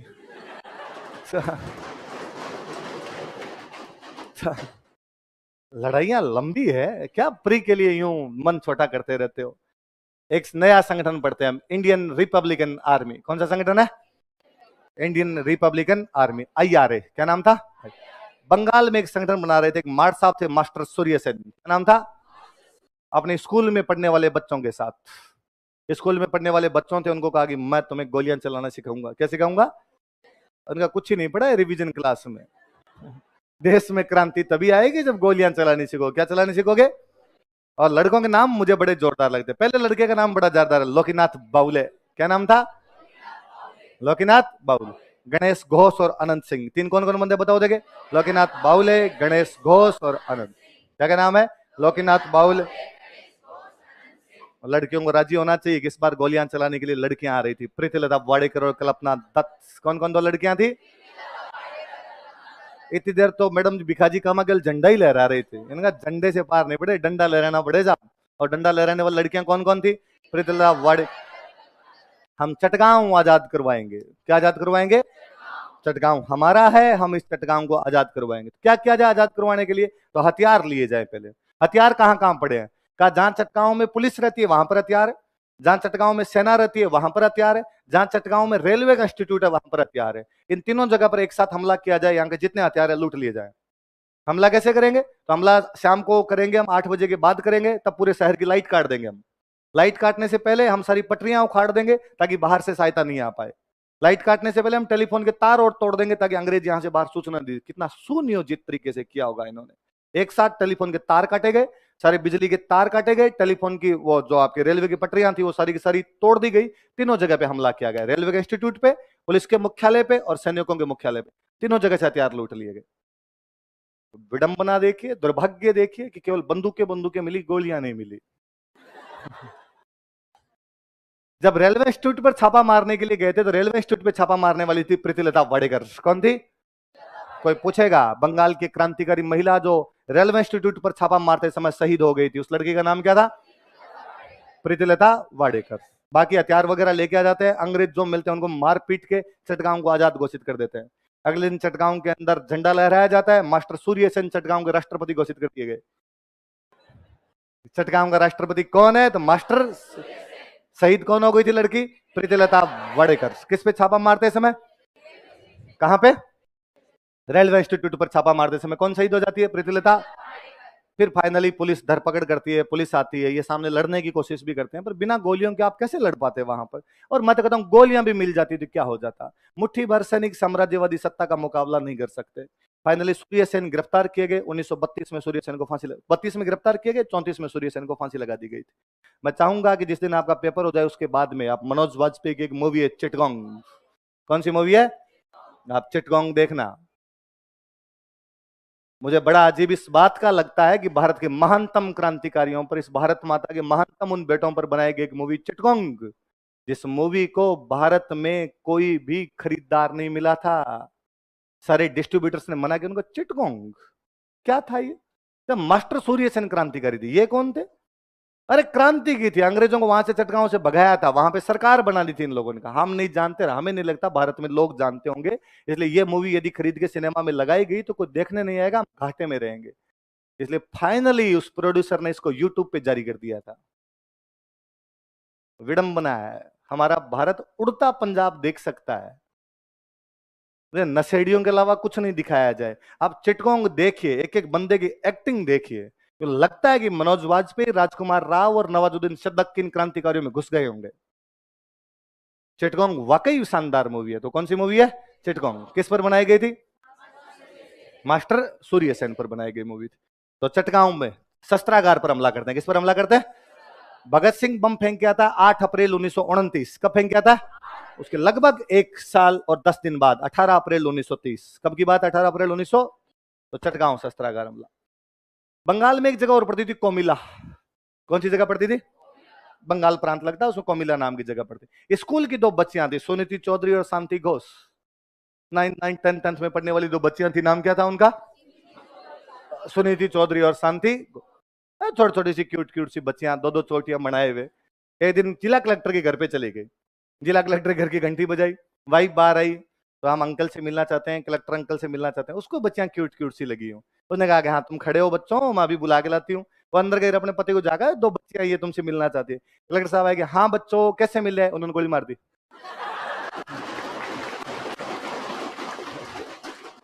तो स्कूली छात्राओं ने कोमिला के कलेक्टर को गोली मार दी और निशाना सटीक, मर गया था वहीं पे। बाकी वालों निशाने और नहीं लगते थे, इनका निशाना सटीक लगा था। तो लड़कियां कौन कौन थी, नाम बताओ देखे? सुनीति चौधरी और शांति घोष। क्या क्या नाम है? कहां के कलेक्टर को गोलियां मार देती है? कोमिला। कहां के कलेक्टर को? 14 दिसंबर 1961। तारीख याद नहीं रही, कोई बात नहीं, अपने 2 नाम याद रखना। क्या क्या नाम है? अच्छा, दीक्षांत समारोह जानते हो? दीक्षांत समारोह, कॉन्वोकेशन सेरेमनी, जब आपको ये डिग्री विग्री मिलती है, वो काले काले लबादे से पहन के आप अजीब सी टोपी लगा के जाते हैं। तो कलकत्ता विश्वविद्यालय का दीक्षांत समारोह था। अच्छा, दीक्षांत समारोह में डिग्रियां बांटने के लिए कौन आता? राज्यपाल। तो उस टाइम कौन आएगा आपके राज्यपाल की जगह? गवर्नर। तो कलकत्ता का गवर्नर जो था वो डिग्रियां बांटने के लिए आया हुआ था, और एक लड़की डिग्री लेने के लिए हो गई थी, बीना दास। क्या नाम था? बीना दास नाम की एक लड़की थी। बुक थी उसके पास में, बुक के अंदर बंदूक छुपाई हुई थी। उसके बुक को अंदर काट काट के अंदर बंदूक लगा रखी थी। तो वहां पे क्या होता, आपका नाम पुकारते हैं या बीना दास, तो आप उठ के जाओ वहां पे, उठ के जाके वो पहले तो एक मेडल सा देते हैं, वो ले लो, फिर वो एक पहनाते हैं आपको मोमेंटो सा, वो डिग्री ले लो, और फिर वो आपको मेडल सा पहनाते हैं, वो ले लो। तो वो झुकी यूं, गवर्नर यूं पहना, झुकते टाइम उसने बुक खोली, बंदूक निकाली, गवर्नर की गोली मार दी। तो कलकत्ता के दीक्षांत समारोह में एक लड़की गोली मार दी थी, उस लड़की का नाम क्या था? यूपीएससी ने कोई हजारों बार इस सवाल को पूछा होगा कि दीक्षांत समारोह में गवर्नर को गोली मारने वाली लड़की का नाम बताइए। बीना दास। क्या नाम था? और कोमिला के कलेक्टर को गोली मारने वाली लड़कियां सुनीति चौधरी और शांति घोष। क्या क्या नाम है? सुनीति चौधरी और आपके उसको गवर्नर को गोली मारने वाली कौन थी? दीक्षांत समारोह में गोलियां किसने चला दी थी? किसने चला दी थी? बीना दास। एक और पढ़ लेते हैं, आजाद हिंद फौज कौन सी थी? सेकंड वर्ल्ड वॉर शुरू हो चुका था। सेकंड वर्ल्ड वॉर में अंग्रेज जापान के खिलाफ लड़ रहे थे। किसके खिलाफ लड़ रहे थे? सेकंड वर्ल्ड वॉर में 3 देश एक साथ लड़ रहे थे, जर्मनी, जापान, इटली। कौन कौन से 3 देश थे? जर्मनी और इटली दोनों यूरोप में लड़ रहे थे। इंग्लैंड वहीं था, इंग्लैंड से लड़ाई करनी है तो कहां पर लड़ेंगे? यूरोप में। जापान ने कहा मैं कैसे लड़ूं, मैं तो एशिया के अंदर हूं, तुम तो ठीक है वहां इंग्लैंड से डायरेक्ट लड़ लोगे, मैं जापान से आगे इंग्लैंड में कैसे लड़ूं? तो जर्मनी और इटली वालों ने कहा, हिटलर और मुसोलिनी ने उसको कहा कि तू एक काम कर, एशिया में अंग्रेजों का जहां जहां राज है वहां वहां हमले कर दे। और जापान ने नारा दिया कि एशिया एशियाइयों के लिए है। एशिया किसके लिए? एशिया पे कब्जा करूंगा तो मैं करूंगा। अंग्रेज कौन होते हैं एशिया पे कब्जा करने वाला? एशिया पे जापान कब्जा करे। और जापान ने कहा कि साहब हम हमले करेंगे। तो जापान ने जब यहाँ पे लड़ाई शुरू की तो अंग्रेज लड़ने के लिए गए। अंग्रेजों की आर्मी में इंडियंस हुआ करते, इंडिया में भी तो अंग्रेजों की आर्मी हुआ करती थी। इंडिया वाली आर्मी को जापान के खिलाफ लड़ने के लिए भेजा, इंडिया वाली आर्मी हार गई। तो इंडिया वाली आर्मी को पकड़ के उन्होंने जेल में डाल दिया। जितने भी सोल्जर्स पकड़े वो सोल्जर्स पकड़ के किस में डाल दिए? जेल में। किसने? जापानियों। किसने डाल दिए? जब वहां जो इंडियन सोल्जर जेल में थे जापानियों द्वारा पकड़े गए थे, उनमें 2 बंदे थे, कैप्टन मोहन सिंह और निरंजन सिंह गिल। क्या क्या नाम थे? कैप्टन मोहन सिंह और निरंजन सिंह गिल। इन दोनों ने जापानियों को कहा कि जापानियों तुम क्यों तंग करते हो हमें, सुबह शाम आगे गालियां निकालते हो यहाँ पर हमें। तो जापानियों ने कहा अच्छा हमारे खिलाफ लड़ने हो, हमारे लोगों को मारो और हम तुम्हें गालियां नहीं निकाले। तो उनका यार हम खिलाफ नहीं है, वो तो अंग्रेजों ने भेजा था इसलिए लड़ने आ गए थे, बाकी हम तो तुम्हारे साथ है। जापानी क्या बात करते हो, हमारे साथ हो? हाँ क्या कर सकते हो हमारे लिए? बाहर निकालो हम तुम्हारी तरफ से लड़ लेंगे। तो अंग्रेजों के खिलाफ लड़ना पड़ेगा कि हाँ वो अंग्रेज जो पहले तुम्हें तनख्वाह दिया करते, अरे वो समझ गए बाहर निकालो आप तो लड़ाई वड़ाई हम कर लेंगे। तो सेकंड वर्ल्ड वॉर में जापान द्वारा पकड़े गए भारतीय फौजी जापानियों की तरफ हो गए थे और अंग्रेजों के खिलाफ लड़ने लग गए थे। उस फौज का नाम आजाद हिंद फौज है। उस फौज का नाम क्या है? किस किसने बनाई थी? कैप्टन मोहन सिंह, निरंजन सिंह गिल। क्या क्या नाम थे? निरंजन सिंह गिल। इन्होंने अपना नेता बनाया रास बिहारी बोस। किसको नेता बनाया? रास बिहारी बोस गदर आंदोलन के बाद फरार चल रहे थे। गदर आंदोलन में यहाँ पे क्रांति करने की योजना बनाई थी, यहाँ पे क्रांति नहीं कर पाए थे, उसके बाद क्या चल रहे थे? फरार। ये जापान थे तो इनको कहा कि आप हमारे नेता हो। रास बिहारी बोस ने कहा ठीक है, और रास बिहारी बोस ने वहां पे एक संगठन बनाया इंडियन इंडिपेंडेंस लीग। भाई फौज इंडिया को क्या दिलाएगी? इंडिपेंडेंस, आजादी। इसलिए हम संगठन कौन सा बना लिया? हमारा इंडियन इंडिपेंडेंस लीग। कौन सा बनाया गया था? Indian independence. अब ये सब तैयारियां कर ही रहे थे, इतने में सुभाष को कांग्रेस से बाहर निकाल दिया गया था। और सुभाष को जब कांग्रेस से बाहर निकाल दिया था, सुभाष एक नई पार्टी बना लेते हैं अपनी, फॉरवर्ड ब्लॉक। कौन सी पार्टी बना लेते हैं? और सुभाष कलकत्ता में एक स्टेच्यू हुआ करता था, होलवेल स्टेच्यू। कौन सा स्टेच्यू हुआ करता था? उस हॉलवेल स्टेच्यू को हटवाने के लिए हड़ताल पर बैठे हुए थे। अंग्रेजों ने पकड़ के उनको घर में नजरबंद कर दिया, तुम्हारे घर में नजरबंद हो, तुम घर से बाहर नहीं निकल सकते। सुभाष को ऐसा लगा कि यार अंग्रेज मेरे को जेल ले जा सकते, तो सुभाष एक दिन वहां से भेष बदल के फरार हो गए। सुभाष कलकत्ता से निकले गए अफगानिस्तान, अफगानिस्तान से चले गए यूरोप। वहां जर्मनी जाके हिटलर से मिले, हिटलर को जाकर कि हम तुम्हारी सहायता करना चाहते हैं, तुम अंग्रेजों के खिलाफ लड़ रहे हो, हम अंग्रेजों के साथ लड़ना चाहते हैं। हिटलर ने कहा तुम हो कहां से? तो जब हम इंडिया से हैं। तो हिटलर ने कहा कि इसका मतलब तुम जापान जाओ, जापान वालों के साथ काम करो, और जापान वाले हमारे एशिया आजाद करवा रहे हैं, तुम उधर जाकर काम करो। तो ये अपने इधर आते हैं। यहाँ आए तो रास बिहारी बोस को पता चला कि सुभाष इधर आ रहे हैं, सिंगापुर। कहाँ की बात है? सिंगापुर। रास बिहारी बोस गए, एक बड़ी सी मीटिंग बुलाई गई, रास बिहारी बोस मंच पर पहुंचे, आजाद हिंद फौज के सारे फौजी जितने भी इंडियन साउथ ईस्ट एशिया के अंदर रहा करते थे वो इकट्ठे हो रखे। और रास बिहारी बोस ने कहा इस फौज को एक मैं बुढ़ा आदमी नहीं चला सकता, एक युवा खून की आवश्यकता है। वो युवा खून तुम्हारे सामने उपस्थित है, सुभाष चंद्र बोस। कौन आदमी है? तो रास बिहारी बोस ने इसकी जिम्मेदारी किसको दे दी?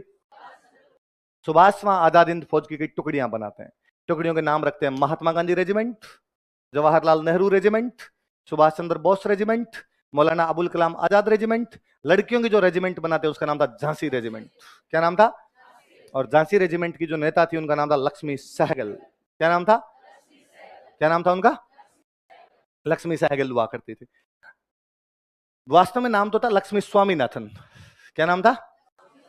बाद में प्रेम कुमार सहगल से शादी कर ली थी। कैसे शादी कर ली थी? प्रेम कुमार। तो पी के सहगल से जब शादी कर ली थी उसके बाद में नाम क्या हो गया था इनका? लक्ष्मी। वरना पहले नाम क्या हुआ करता था इनका? लक्ष्मी। दो जगह सेंटर बनाए गए थे, एक तो सिंगापुर में और एक रंगून। कहां कहां सेंटर बनाए गए? ये दो वो जगह थी जहां पे जापान कब्जा कर चुका था। अंग्रेजों का राज था और कब्जा कौन कर चुका था? जापान। जापान ने कब्जा कर लिया। आजाद हिंद फौज के दो दो सेंटर बनाए गए थे। वो सेंटर कौन कौन से थे? सिंगापुर और रंगून। यहां पे बेस बना लिया। बेस बनाकर अब अपने इंडिया पर अटैक करेंगे। दो फौज भेजी जाएगी, एक फौज भेजो अंडमान निकोबार, एक फौज भेजी जाए कोहिमा। कहां कहां पर भेजी जाए? एक तो अंडमान निकोबार, एक कहां पर भेजी जाए? और 6 जुलाई 1944 को, कौन सा दिन है वो?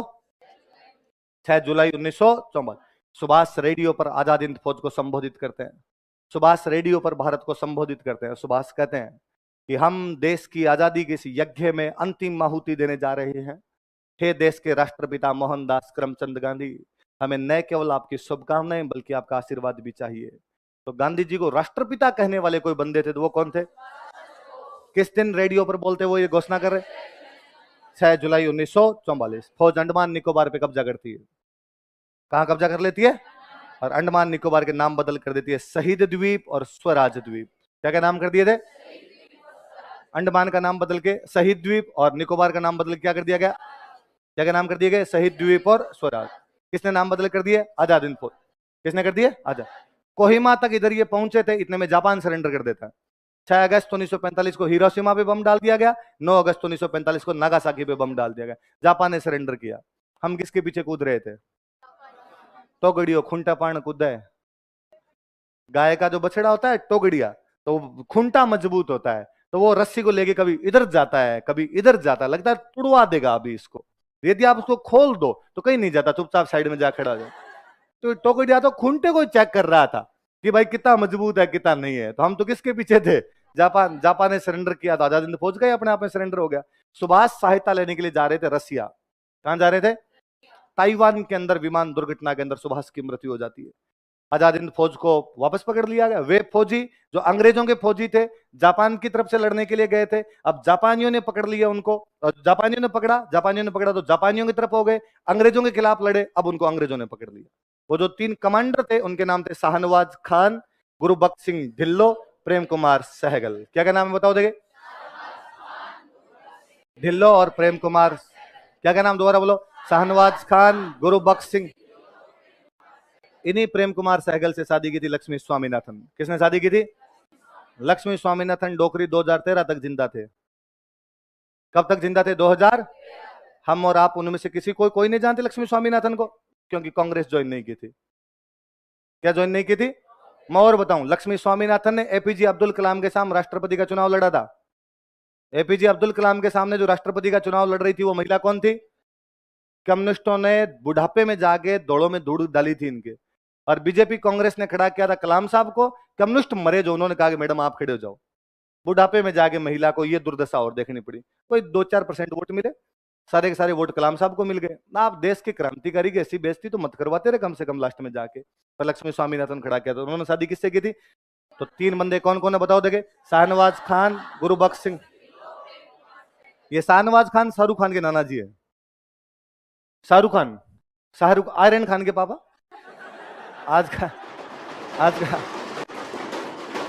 आजकल आप थोड़ा ज्यादा जानते हैं। तो शाहरुख खान के जो नाना जी है उनका नाम क्या था? शाहनवाज खान। एक बंदा कौन है? गुरुबख्श सिंह ढिल्लो। और एक बंदे कौन है आपके? ये 3 बड़े कमांडर थे। लाल किले पे मुकदमा चला। कहां पे मुकदमा चला? ये अपने वकील थे, अपनी तरफ से जो वकील लड़ रहे थे वो ये थे। नाम बोलो देखिए, भूला भाई। इनका नाम पक्का पक्का याद रखना। मुझे याद है 12th के बाद एनडीए का एग्जाम दिया तो उसमें क्वेश्चन था, भूला भाई देसाई ने कौन सी फौज के और जो वो नेता थे उनका नेतृत्व किया था, वकील का नेतृत्व किया था आजाद हिंद फौज। वकील, मुख्य वकील कौन थे? नेहरू जी ने कहा मैं भी सेल्फी लूंगा, पहले दिन तो मैं भी जाऊंगा। और कैलाशनाथ काटजू। कैलाशनाथ काटजू एक अपने सुप्रीम कोर्ट में एक मूर्ख से जज हुआ करते थे, मार्कंडे काटजू, है ना, जिन्होंने एक बार कहा था कि भारत में 99% लोग मूर्ख है। तो कहा कि सर स्टेटमेंट तो सही है आपका, कि आपको देख के लगता भी है कि इतने तो होंगे। भाई जब सुप्रीम कोर्ट का जज ऐसा हो सकता है तो स्थितियां, कैलाशनाथ कार्टून के दादाजी है, एक बंदा था तेज बहादुर सप्रू। कौन बंदा है? बड़े बड़े वकीलों ने मुकदमा लड़ा, पर मुकदमा लड़ा कि साहब हम हमारे आजाद हिंद फौजियों के साथियों को कुछ भी नहीं होना, और सजा सुनाई गई। अंग्रेजों ने कहा तीनों को फांसी। तीनों क्या लगाई जाए? इतने बड़े बड़े वकीलों ने मुकदमा लड़ा तो फांसी तो लगे कम से कम, तो इन तीनों को क्या लगी थी? तो मुझे कभी नहीं समझ में आता। और बड़े वकीलों ने भयंकर मुकदमा लड़ा, फिर तुमने लगवाई फांसी।